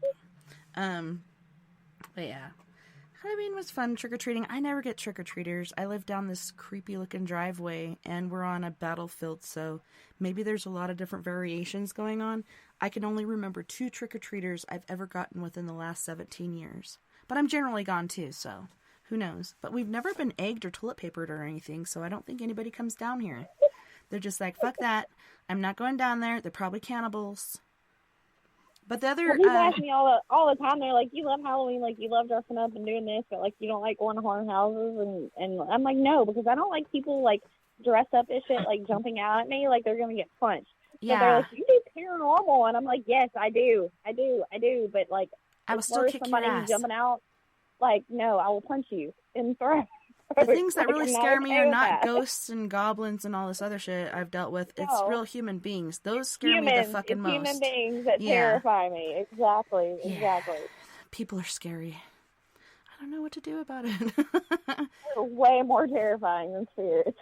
But the other Any two day of the week. was Night of the Living Dead, and there was one more. Oh my gosh. It was a space movie. So I grew up watching Star Trek and all this crap, staying up all night as a kid. Something... I almost had it. It was almost there. They're on a ship, and then this entity comes in and starts messing with their head, and in the end it's like basically grinding them up and stealing their soul. Man, I can't think of the name for it. But that's a good one too. That's it for me. That's my list. That's like a hard question, man. Like, how can you have, like, a favorite? I know, because there's like Like- different ones for different times, you know? There's just so many. Like, you should have one for, like, each, like, genre. Like, oh, for this time period and this time period. Like, you got to break it down. Oh, my God, y'all, my dog. I don't know. Oh, hell, I still have problems watching the original Pet Cemetery. I ain't, you know why. Yeah, I don't think there's any beating that one. And I think it's so scary because, like, we didn't know it as kids, but there's really a ring of truth to a lot of stuff going on there. And I don't know, like going past the pet cemetery up into the mountains to this ancient burial ground so you can resurrect your loved one. What's coming through? Some sort of yucky demon. It's not like the original people, but something from the other side. Ew. The part that, like, okay, so I have two least favorite parts when it comes to Pet Cemetery. When Gage got hit, because I love that little bastard to death. Oh my God, I know. He was I always so want to fucking name my kid cute. Gage because of that. I know, he's so cute. And then when the wife came back and they're making out and that pus is rolling out of her eyeball into his mouth and shit, I'm like, all right, fuck this. I'm not watching this anymore. When the ankles, I'm like, he really loved her a lot. Oh, the Achilles tendon. Yuck. Yes. That just made me cringe. That's top I was 3. like, okay, yeah, throw that one in there. What about the Zelda scene, Josh? Oh, Rachel. I hate that. Rachel. That was probably the worst for me. Ooh, so cringy. You know that's actually played by a man. Really? Really? I didn't know that either. The spine and stuff? Oh my gosh. Yeah, Josh hates it. Yeah, I hate that scene. Yeah, that's... Remember that time I sent you a text of that video? Yeah. I'm getting bad chills right now. I think I forgot that scene for a reason. Thanks a lot, Josh. No, right? I forgot that too. So we brought it up, and I was like, oh, Rachel. As a kid, you gotta do it right. Rachel. Yeah, I was watching the movie one night, and I seen that, it got to that scene. I said, oh, shoot, I got to rewind it. I rewound it and recorded it, and then I sent it to Josh. He's like, man, that's messed up.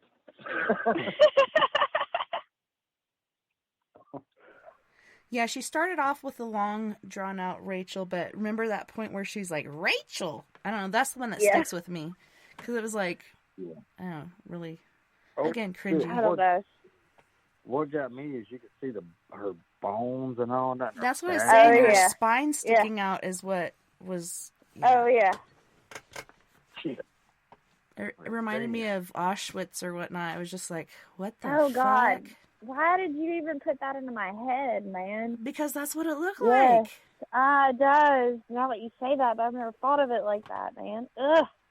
Dude. Yeah. I hope I'll sleep good tonight. I'm sorry. We can have a happy bedtime story.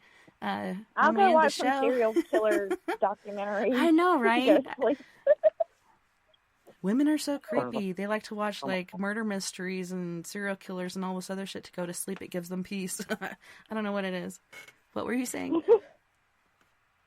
Oh, my God, y'all. I know I talked to Tommy and them about this the other day, but, like, there's this guy that comes in my store who looks just like freaking Jeffrey Dahmer. I just watched him last night. These different investigations on him. My assistant didn't know. She was like, who are you talking about? Like, what are you talking about? And I was like, I Googled a picture of him, and she was like, oh, my God. I was like, yeah. I was like, you see why I'm freaked out every time he comes in here? Like, I'm telling you, like, I mean, I know he's doing wrong, he's got a role, whatever. But, like, I'm telling you, like, if he came back as, like, an older version of himself, like, this guy would look just like him. And he's odd and weird and gives you weird vibes when he comes in. Yes. Like, I'm telling you, like, spitting freaking image, like. Listen to your gut, sister. Listen to your gut. Like, it is so strange. So strange.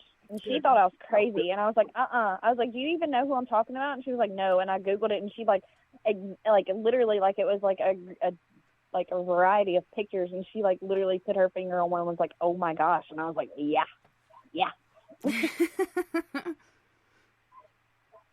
Phil, want to see a picture of him. Oh, I'm telling you, you're going to be like, holy hell, that is freaking him. Like, you need to, like, oh my goodness, get him out of your store. Like, I'm telling you, it's so eerie. So eerie. Do y'all believe in reincarnation? I Yes. do. My youngest daughter told me about it. What about you? I do. I think it's very possible. I do. And then you're Tommy, right, Josh? That's What Huh? about you? Okay. Oh, That's Josh. Josh. Yeah. What about you, That's Tommy? Do you believe in reincarnation? Before he goes on with this point. Yeah, in a way. I'm not really sure how I feel about it, honestly. As far as coming back as an animal or something, like you say, I don't really know. But yeah, I think people have lived past lives. Basically, where deja vu comes in. Yeah. Yeah. Why? You know, Go ahead.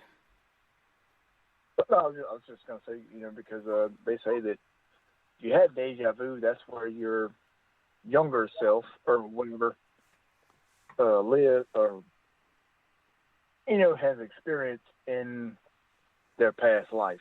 Right. If that makes sense. Yes. So It does.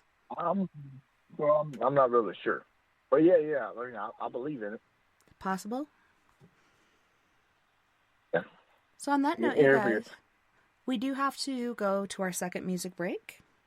So on this break, we have Music for Savages by Miss Mia Savage, Bury Me in Heaven, which is one of my favorite, The Bottom Line, as well as, actually, I think we don't have Bury Me in Heaven. I think that was on the first list. Let me look really quick, just to make sure. Yep, that was the first list. So we have The Bottom Line, Lemurian Crypto, as well as Let Me Be Your Home. You guys don't go anywhere. We'll be right back after this music break.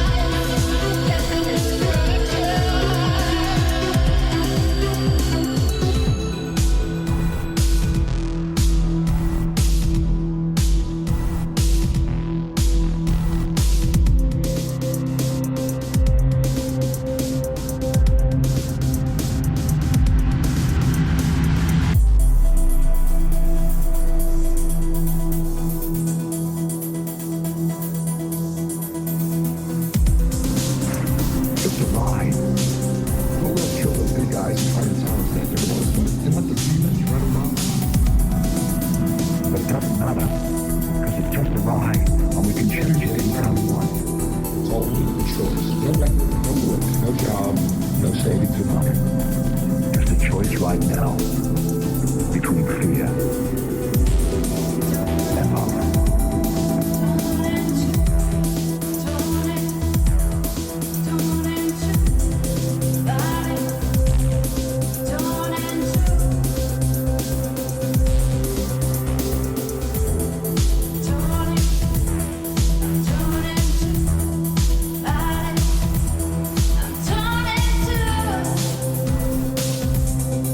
Don't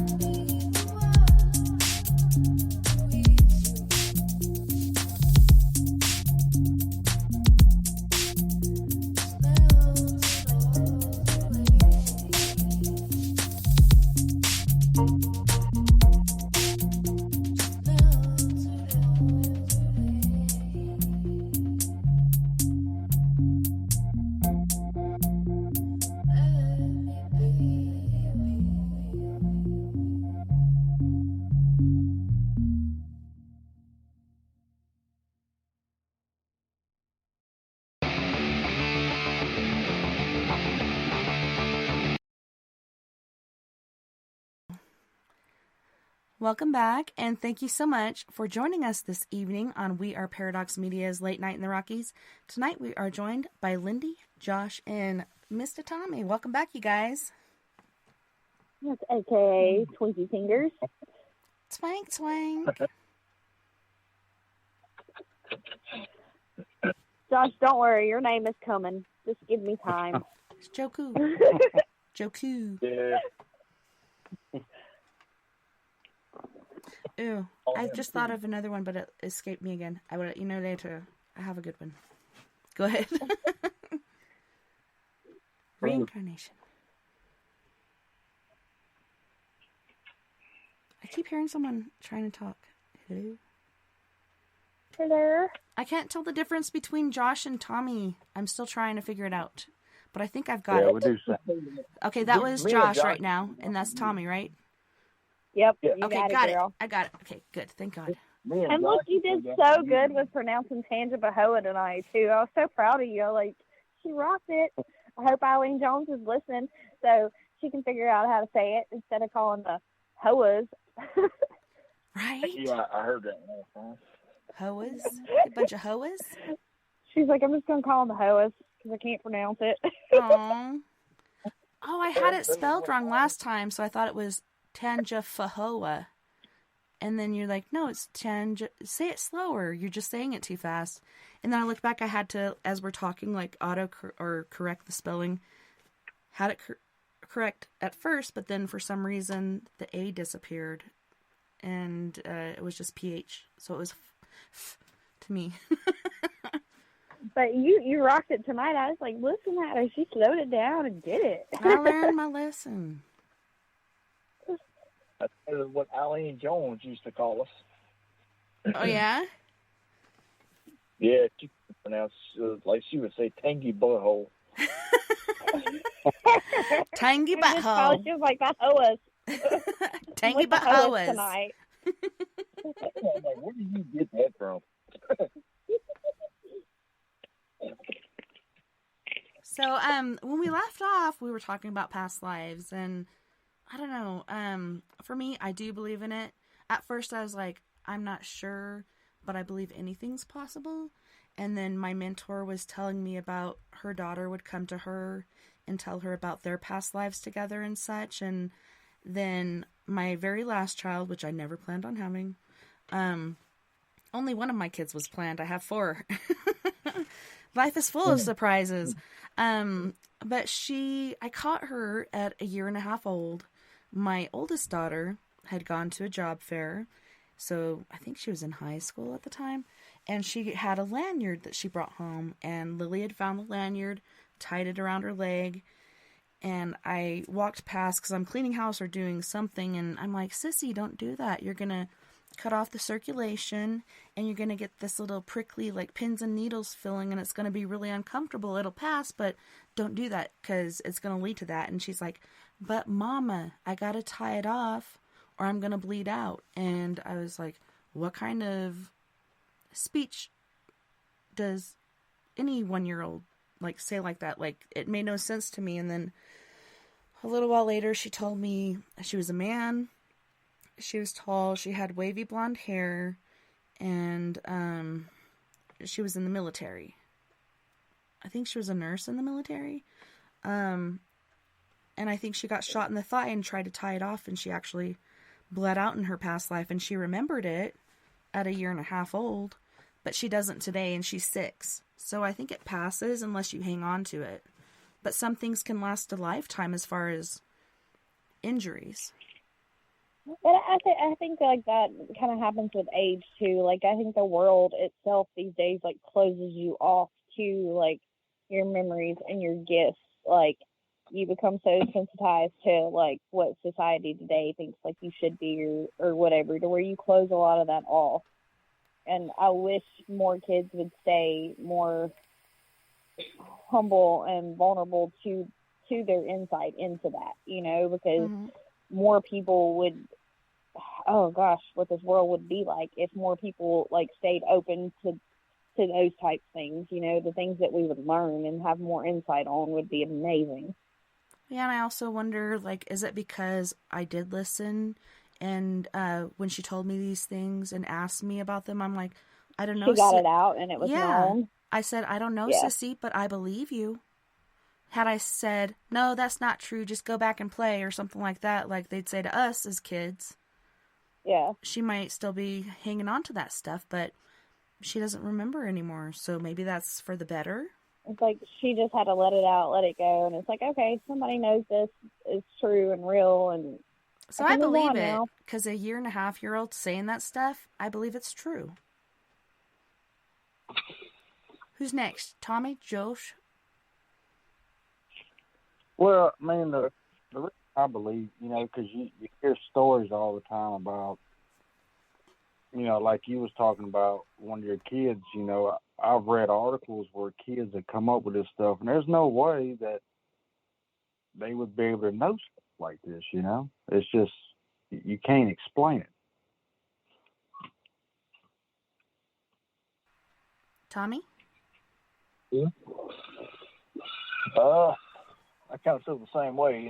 I've got a picture. I've never put it on Facebook or anything. It's kind of personal, but you can share it with us in the group. It won't go nowhere.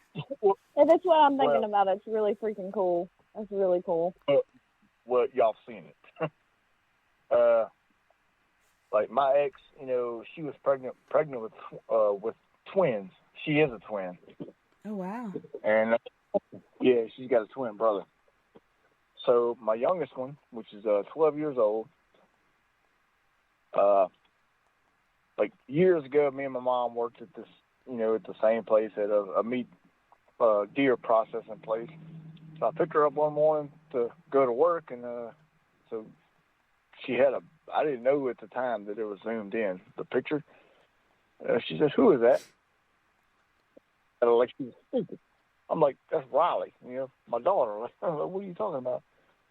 And she said, "Okay, this is zoomed out," and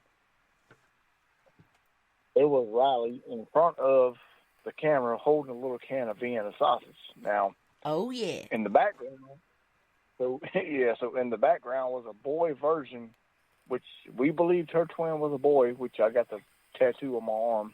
His name was Eric. Oh.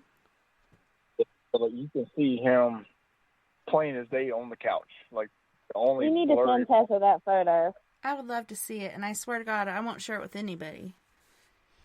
Yeah, man. But you don't have to. I'm not going to pressure you. I mean, I will. And like he was looking dead at the camera, sitting in the background on the couch. Just happy-go-lucky, living his best life. Like it's a really cool photo. Yeah. It's amazing how that happens. And I actually watched a video not too long ago. I believe it was on Paranormal Caught on Camera. I'm going to put some footage on there. Hopefully I become a star for 15 seconds. But there was this video where this guy, I think it was in England, and they were pregnant with twins. Sometimes early in stages, like one just like dies and is consumed by the other, and sometimes it's right before birth. For some reason, the other one will die, whether it's stress of birth or whatever is going on. And so one of them didn't live, and so they kept capturing or noticing activity on these different toys. They start going off, different things are happening, and then he tried to interact with it and say, "If you're really there, Angel," they called her Angel because she is, and "can you press this key or that key?" And the funny thing is, this particular side of the board did not work regularly, but when she would go and play with it, it would. So that was pretty cool. And they're like, finally he captured it on video. Like, he's witnessed it many times, and his wife's not believing him because I'm pretty sure she's in bed, sad and depressed. And eventually he got this video of it, and he's like, "I swear to God, I just got it." And so it was just like, I don't know, hopefully an awakening point for her where she could know she didn't lose that baby, like it's still there with her. And I think it always will be until that other sibling is gone, because they are so interlinked and so close. I think they share a soul, like a twin soul. Which there's different meanings for that. But it's pretty intriguing how that happens and how they stick around. And I think it has a lot to do with being a twin, because you do share a part of that soul. So I think until that other soul is extinguished, that one will remain. Just like if you do almost like a twin flame. Yeah, if you do get born and something happens to your twin, whether you're being murdered or you get into a car accident or something else like a heart attack or something happens, they will witness it for themselves, like physically. It's pretty intriguing. I love that show, though. Like, they have some cool stuff on there. Yeah, it's pretty diverse. I like it. Was that Tommy Yeah, or Josh? there was some fairy footage on there that was like, holy hell. And then, like, down in the apple orchard or whatever. Mm-hmm. Did you see that one where the I want to fairy, go like, into flew it, down? but I heard Josh or Tommy trying to say something real quick, so let them say something, and then we'll go into the fairy thing, because I got some stuff on that, too. No, I was just going to say, I'll want to send that picture to the group. I'm not sure if it went through, but I think I see it. Hold on. Oh my goodness. He's so cute. Right. Oh my goodness. They look like they're identical, but the hair color difference. His is a little darker. Oh. The one on the couch. Yes, look at him. Oh, that is awesome. Oh my goodness. My other daughter was behind the camera, digging in the pantry for a can of Vienna sausage. She said, "Look, I got it."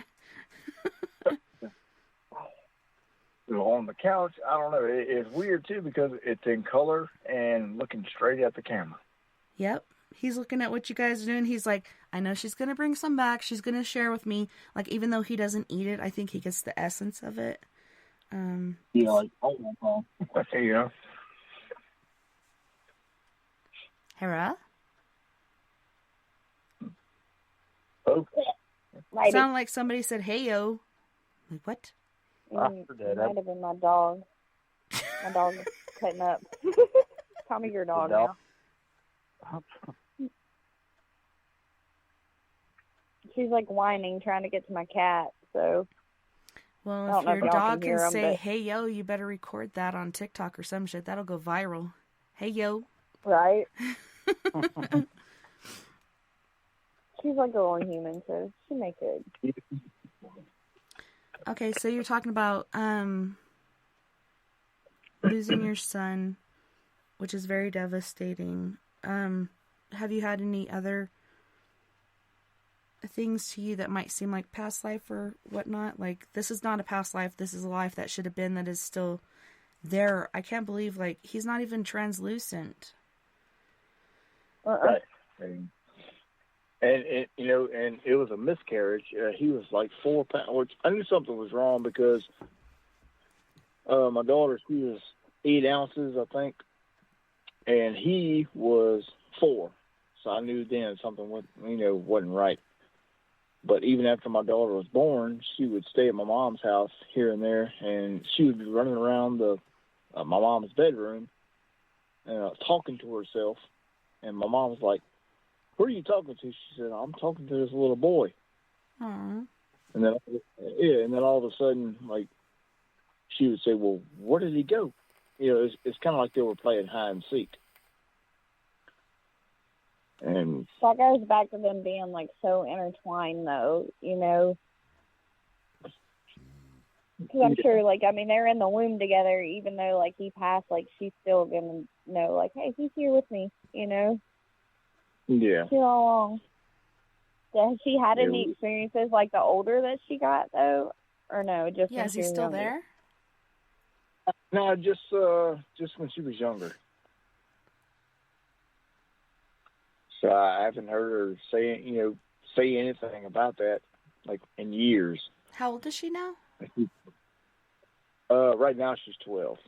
Okay. Have you had a talk with her? Like, if you ever see or experience anything, it's okay. It's normal. Like, we're all going to be a ghost someday. That's what I tell my kids, because they get really freaked out because they're seeing things like I did and like my mom did and, whoever else before. I'm like, we're all going to be ghosts someday. How would you feel if somebody was afraid of you? Which I don't think she's afraid of him, but maybe at a certain point, you start to feel like maybe you're going crazy or this isn't really happening or whatever. I don't know. She needs to know it's okay, and it doesn't make her weird because this is happening, Yeah, and back then, like she was, she wasn't scared or anything. She was running around playing with him and this and that, and all of a sudden he would disappear. She's like, "Where'd that little boy go?" My mom's like, "What little boy?" She said, "I don't know. He was standing right there." And which is in the same house that picture was taken. Yeah, I didn't feel like when she was younger, she was afraid of it because she'd play with it. Whatever, she's perfectly happy with it. But the older you get, the more conscious of yourself you are. And so it might kind of make her feel crazy. Do you guys ever talk to her about it? Or is it a normal conversation? Or is it something nobody wants to talk about? Well, yeah, it's kind of that, like we bring it up now. She's kind of like, I don't really want to talk about it. I guess it makes her sad or whatever. So we just kind of, keep it on the down low, I guess. Well, from her. I just feel like she needs to know. I don't know why I'm picking up on this, but she needs to know it's okay. You're not crazy. This is really happening. On that one, Tessa. And embrace it, because I think she's having experiences. It's making her uncomfortable because she doesn't know anymore how to feel about it, because she doesn't remember a lot of things from back in the day. So this isn't happening to everybody else. It's happening to her. So it's making her feel weird. And that goes back to like what I was saying about like you getting uncomfortable with it, and you literally close that gift off. Like she will literally shut him out when she doesn't have to, just because she's uncomfortable with it, or she may think she's crazy for seeing this person that isn't really there or is there. You know what I'm saying? Like she'll close herself off to that. She needs to know it's okay, it's acceptable, and he may be here throughout your life, for the good or the bad. Whenever you need him, he will always be there for you, because you guys were brought into this realm together. So I don't know, I feel like he feels like he can't leave because he wants to take care of her, and he wants to be there with her and have that experience with her, because something happened that shouldn't have happened that made him not come through, because he got to a good weight. Yeah, it sounded like she was smaller and he was bigger, right? Or she was bigger. All I heard was the ounces. Well, at the time that he passed, I guess she was bigger. So. Yeah, something happened. Nothing anybody could control, just something with genetics or how the body works. But something happened where he couldn't come through when he was supposed to. So he's going to be with her forever. She needs to know it's a blessing, not a curse. It's okay, and not to close those windows, because that'll close off a lot of things for her and make things actually more difficult, I think. But she needs to know it's okay. And so if she doesn't want to talk about it, like that's how my daughter is sometimes. You never talk to me, but when you try to, she doesn't want to hear it. But you need to put it to the short and sweet version of it. He's going to be here. It's okay. It's normal. There's nothing wrong with you. Right. Yeah, and I think it just kind of makes her sad, I guess, when I do talk about it, which it's not often, because I know it does make her sad, so I just kind of, stay away from that subject, Yeah, are you guys open, right? You're intuitive, you have other gifts? What you mean? Are you intuitive? Are you open? You're able to get, like, you can feel if something's happening or something's around, or you know, you get gut instincts or different things like that going on. Yeah. Maybe it's stronger with her than with you, but I don't know. I feel like Lindy was saying, if she closes it off, it's going to close off other things that could help her or empower her. So, like, I'm kind of quiet about a lot of things, which I probably shouldn't be, but it's how we were raised. Speaking of which, Tommy, you need to tell Tessa about your experience from the hospital. Yeah. You need to talk about that. I mean, I know that's completely off topic. But oh no, I'm good. Like yes, like he. Because I was just thinking we need to get off this. But yeah, like he is to a sense. I don't think he realizes it as much as he like is. But yes, like, and he has stuff happen. Like he just doesn't talk about it. As, you know. So what happened at the hospital? Well, it wasn't. It's after the hospital. After. Oh, you took something home. Oh yeah. Yeah, I think so. Like we would be sitting here, like just on the couch or whatever, me and my wife, and we'd be just watching a movie. I wouldn't even be thinking about the hospital, and like I would have these weird thoughts. I haven't told many people about this, but here it goes. I would have these weird thoughts and weird just urges just to get up and go get in all these weird kind of positions on, kind of almost like a contortionist. Like I wanted to do that. Like something was pushing me to do that. And, there was times I would just sit there and like I would just get mad for no reason, which I didn't take it out on anybody. I didn't say anything. But I had these weird thoughts about just wanting to get up and trash the place. Mm-hmm. And that's not me. And Chanel even said, like, when he was sleeping, like, he wouldn't sleep in normal positions. Like, he was turned, like, upside down in the bed and didn't even remember getting like that. Like, I laugh, but it's just because I can relate. I'm sorry. Well, I forgot about that. Yeah, because I forgot about that. But, yeah. There's a reason he forgot about that, Lindy. Thanks a lot. I'm just kidding. Well, leave it to me. Yeah, so I work at night, so I sleep during the day. And she said she came in there, to go to the bathroom or whatever. And I was completely flipped around. My head was at the foot of the bed, and my feet were at the head of the bed. Oh, my gosh. No covers on me or nothing like that. Uh-huh. And so she went to the bathroom, did what she had to do, and came out. And a little while later, she came in. I was back in my normal position. And she asked me if I remember doing that. I'm like, nope. What are you talking about? Like, I've never, as far as I can remember, I've never done anything like that. And Tommy was real quiet that week, too, in, like, the group chat. Because, like, I was messaging them, and I'm like, look, I got locked out of this. Like, this happened. Like, blah, blah, blah, blah, blah. And, like, he was real quiet. And, like, even his wife was like, okay, he's not going back to the hospital. Like, he's not being normal. Like, I don't know what the hell's going on with him, but something's not right. Like, something's not right. Ain't no doctor gonna help this fella. We did all the tests we could, and everything's coming back inconclusive. We don't know what's wrong with him. Yeah, like, even at work, people are like, man, you all right? You look tired.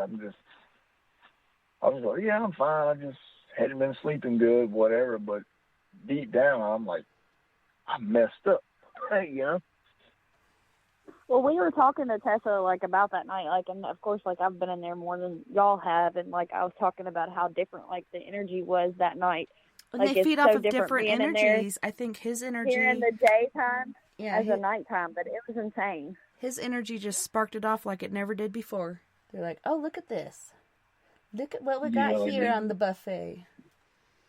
Well, like, I mean, he can tell you, like, I mean, we're all three, like, experienced investigators, and, like, there was points and times we would come out for a break, and we were just, like, looking at each other, like, do we really want to go back in there, or can we call it a night?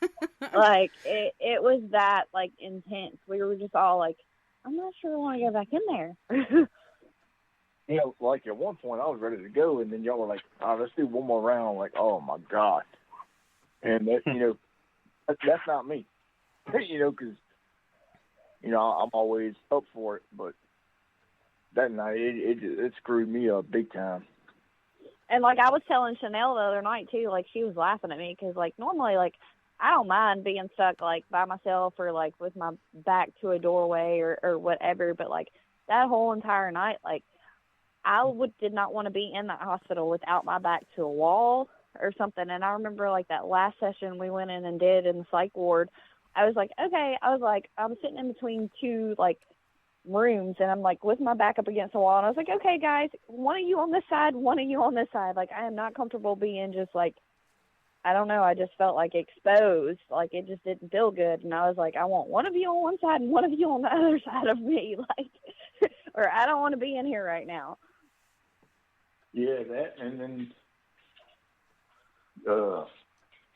we heard that right after we were talking about the, the squealing, like the gurney, yeah. Yeah, right before that, we were talking about all the lines on the floor. The scuff marks on the floor. Yeah, I'm like, it could have been hospital beds from years ago or whatever, and then right after that, that's when we heard that squeal, like the old rusty wheels rolling down the hallway. Stuck? Was it like a... Well, that... Or was it... That portion of the hospital was actually like the ER. Like, that's where the ambulances would pull up. And, like, we were actually in a room right next to, like, a little hallway where they would pull you off the ambulance and, like, roll you in. It was almost like, I guess, like a triage room or whatever. And we were actually, I think me and Josh were standing out in the hallway, and we were like, look at all the scuff marks on the floor, like where they were rolling gurneys or beds or whatever down the hall. Well, then we go in this room and start session, and and what's crazy is, like, I had, like, a voice recorder going. You don't hear it on the voice recorder, but you hear it plain as day, and we all audibly heard it. But you hear it on the live video that we had going.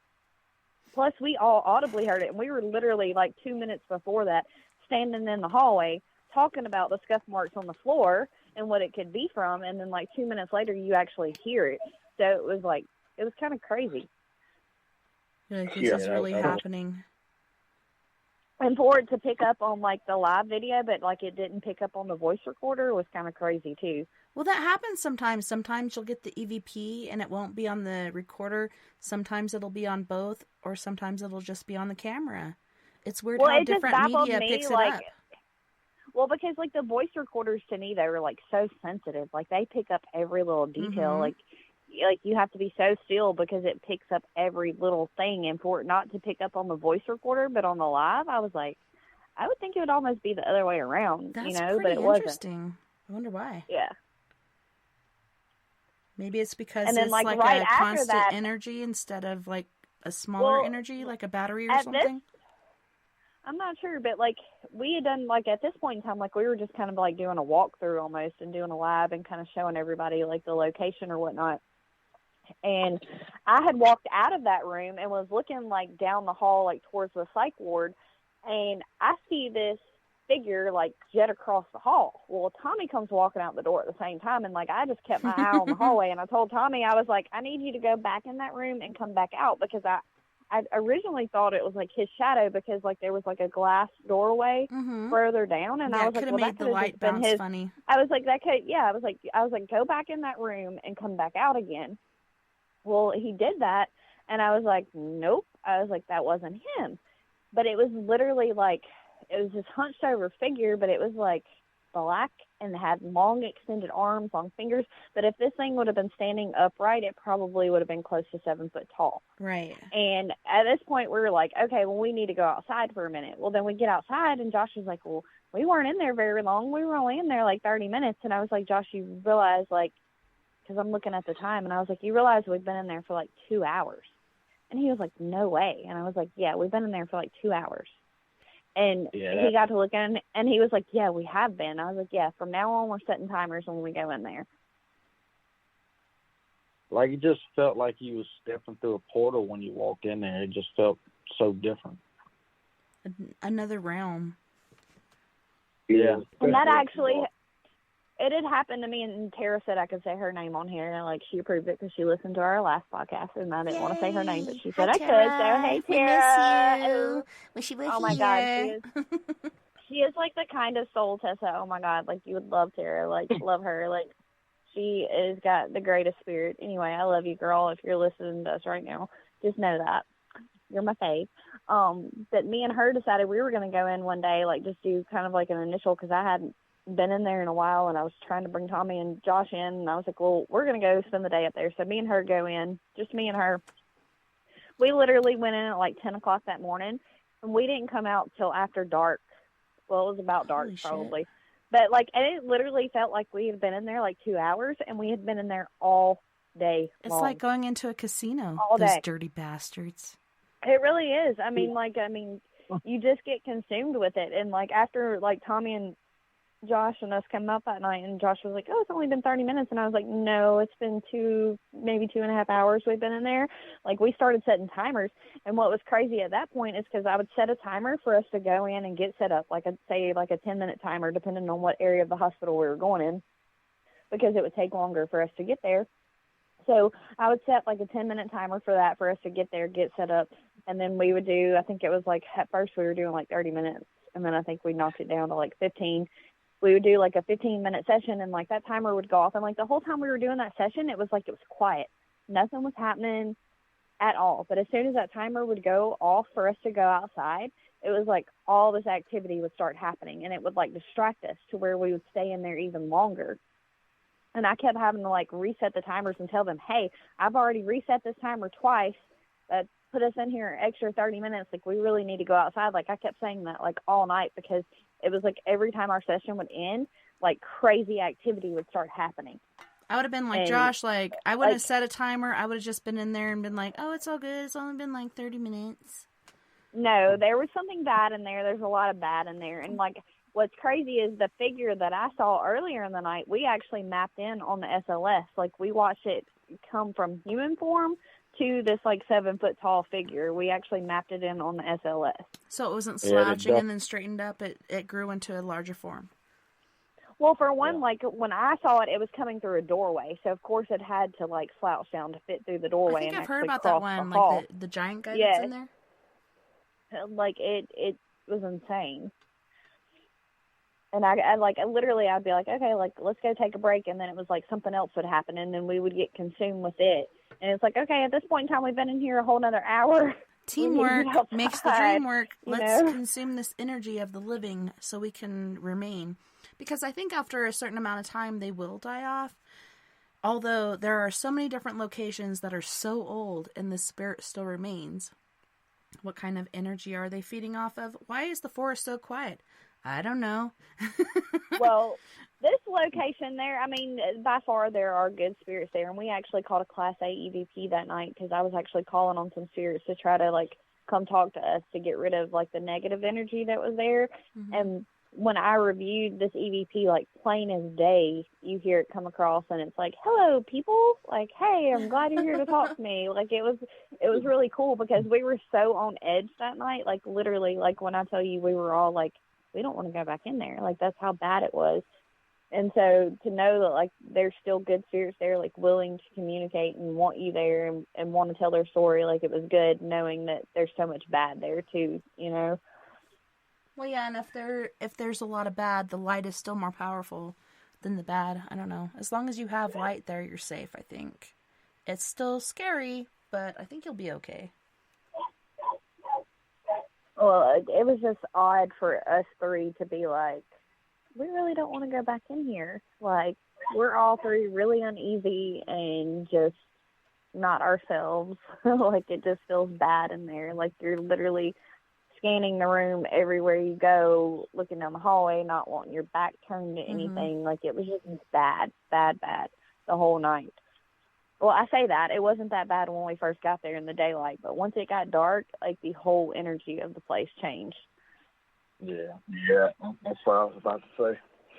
Yeah, once the sun went down, that was it. Whole nother town. Yeah. Big time. And, I mean, I'm sure it's like a mixture of stuff, too, because there's squatters going in this building.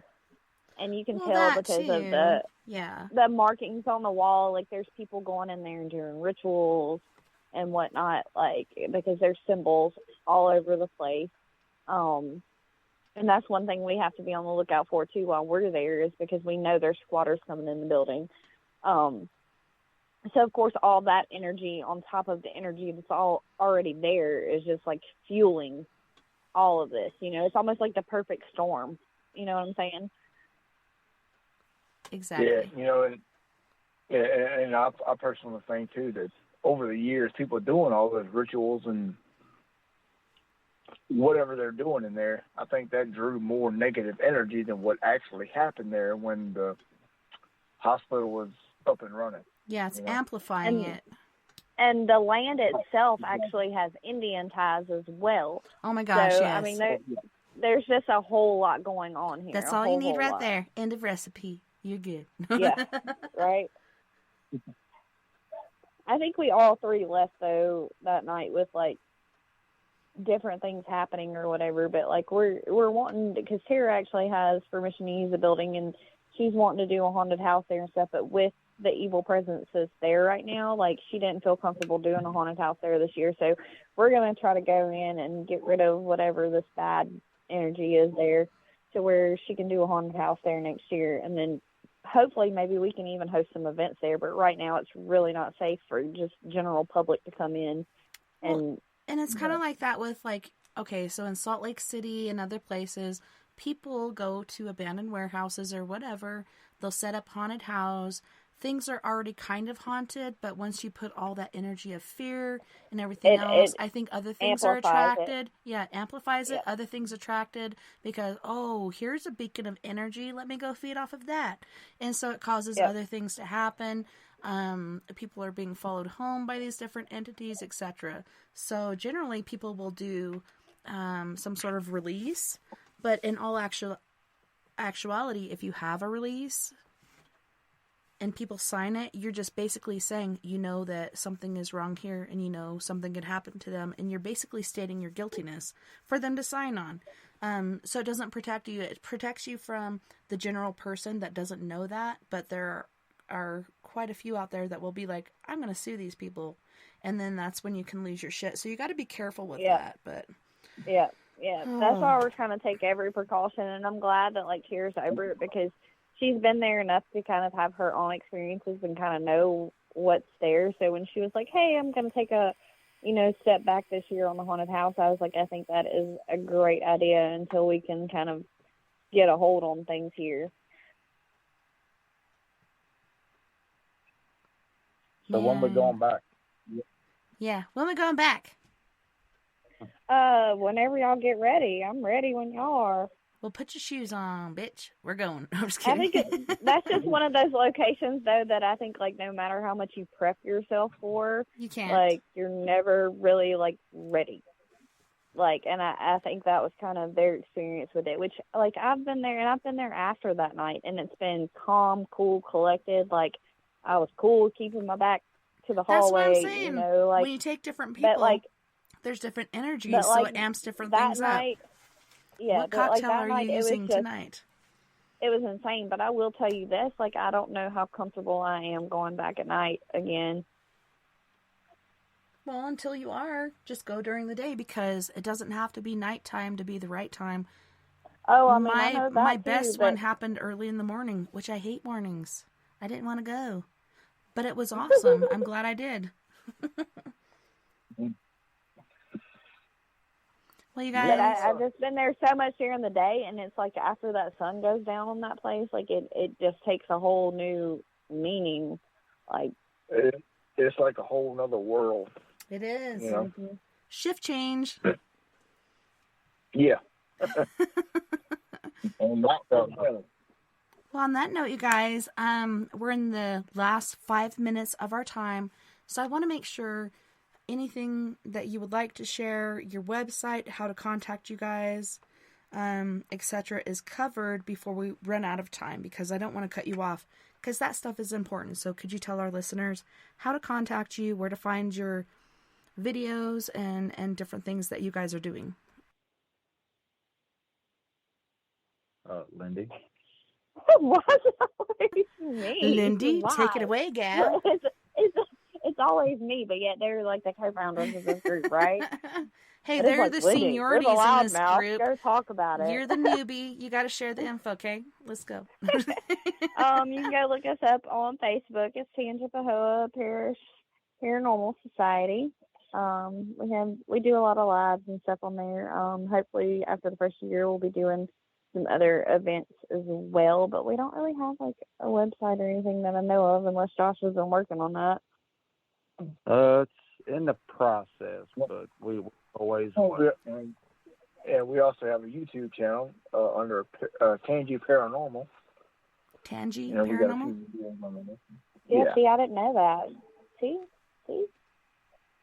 But yeah, That's like, I cute. mean, you can always, like, we're always looking for new locations too, guys. So if y'all are close to us, or even not even close to us, we'll plan a trip to come and help you or do whatever we got to do. Hit us up. You can message our Facebook page, and we'll get back to you. One of us will, anyway. That's right. Heck yeah. Exactly. So And y'all, so it's make not sure websites. y'all go look into the. Go ahead. I just want to throw it out there too. Y'all go look into the Save Waverly petition too, and sign that and hit them up too. It's for good cause. So it's through Ernie and Denise Pack, PACK. Yep, go check out their Save page. Waverly Hills. And I think Howard has some stuff on his page too, and maybe I just Eileen, can't believe like all the huge groups that have been in there and all the history with this. And I've seen buildings on videos that are immensely decayed compared to this place. And they're not shutting it down. So, like you're saying, it's probably because of money. They want more money to keep it open or something stupid like that. Like, I don't know that they're like trying to actually like shut it down. There's just a whole lot going on with that. Just they're go look trying into to it squeeze the see. entryway.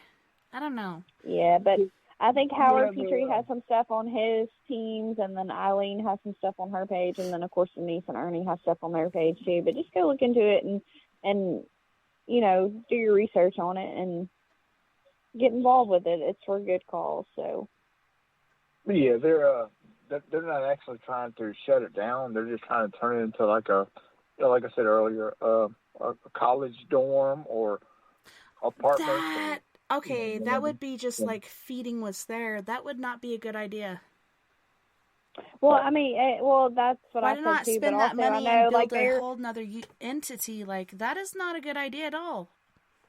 well, I know too. They were trying to change some of the stories of the spirits there and my whatnot too. And like God. those spirits are there to have their voice heard, and like we should hear it and not try to change it. And I mean, pollute that's it with a part of the college history, drama. you know. Yeah, it's Yeah. like so. Yeah, and like I said too, the people that are trying to take over it are not into the paranormal. They make fun of the paranormal field, I guess. So. Oh, good. I wish they would live there for a little bit and then tell me that. Yeah, that's what I said too. Yeah, go live there for a little bit and then come back and tell me you don't words. believe. Yeah, And give me I a break. said that too with them making dorms of it or whatever. Okay, well let's just go feed that and have all these. Makes kids, me like, wonder if they're formative trying with to these spirits. act like they're ignorant in order to get people in there, young energy to feed off of. I think they have a different agenda, really. Yeah. That's what it sounds like to me. This sounds very dark and not cool. Not cute in the poo. Poo noodle. Need to get them a poo noodle. They need a poo noodle.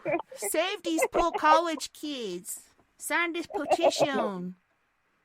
You know, like my whole thing is that, you know, these people, Charlie and his wife's, whatever her name is, I forgot, they own this building. So how can somebody else just swoop in and, you know, put a lawsuit on them? They gotta fight it. But not only that, if their house got damaged in like a flood or whatever, like, how can you not feel bad for these people? And they own this property. Like, let them stay there while their house is being worked on. Like, where is an issue with that? Like, if they're comfortable staying there, let them stay there. Yep, it's fucking with the agenda. But unfortunately, you guys, I have to cut you off. I want to hear more, so give me a couple minutes, then we can talk about it more. But thank you so much again, Miss Lindy and Josh, and holy shit, Tommy. Twinkie fingers. Tommy Twinkie Fingers. Thank you so much Yes, Lord. for hanging out with me this evening. I had a wonderful time. Oh, Well, thank you for having me. It we'll was come back awesome. anytime, Tessa. Heck yeah. I'll get a hold of you for next month because I definitely want to have you guys back. Just talk about different random shit if you're up for it. Always. Oh, yeah, always. And thank you to, excuse me, all of our friends on We Are Paradox Media's KPNL Radio, Facebook, Twitter, Periscope, iHeartRadio, wherever else, beyond the Omniverse. You may be listening tonight. I had a wonderful time, and I can't wait to do it again. Tomorrow night we have the Who Murdered series by Stephen Udine. We're going to be talking about who murdered FDR, who murdered Elvis, who fucking murdered Diana. We're going to talk about this shit.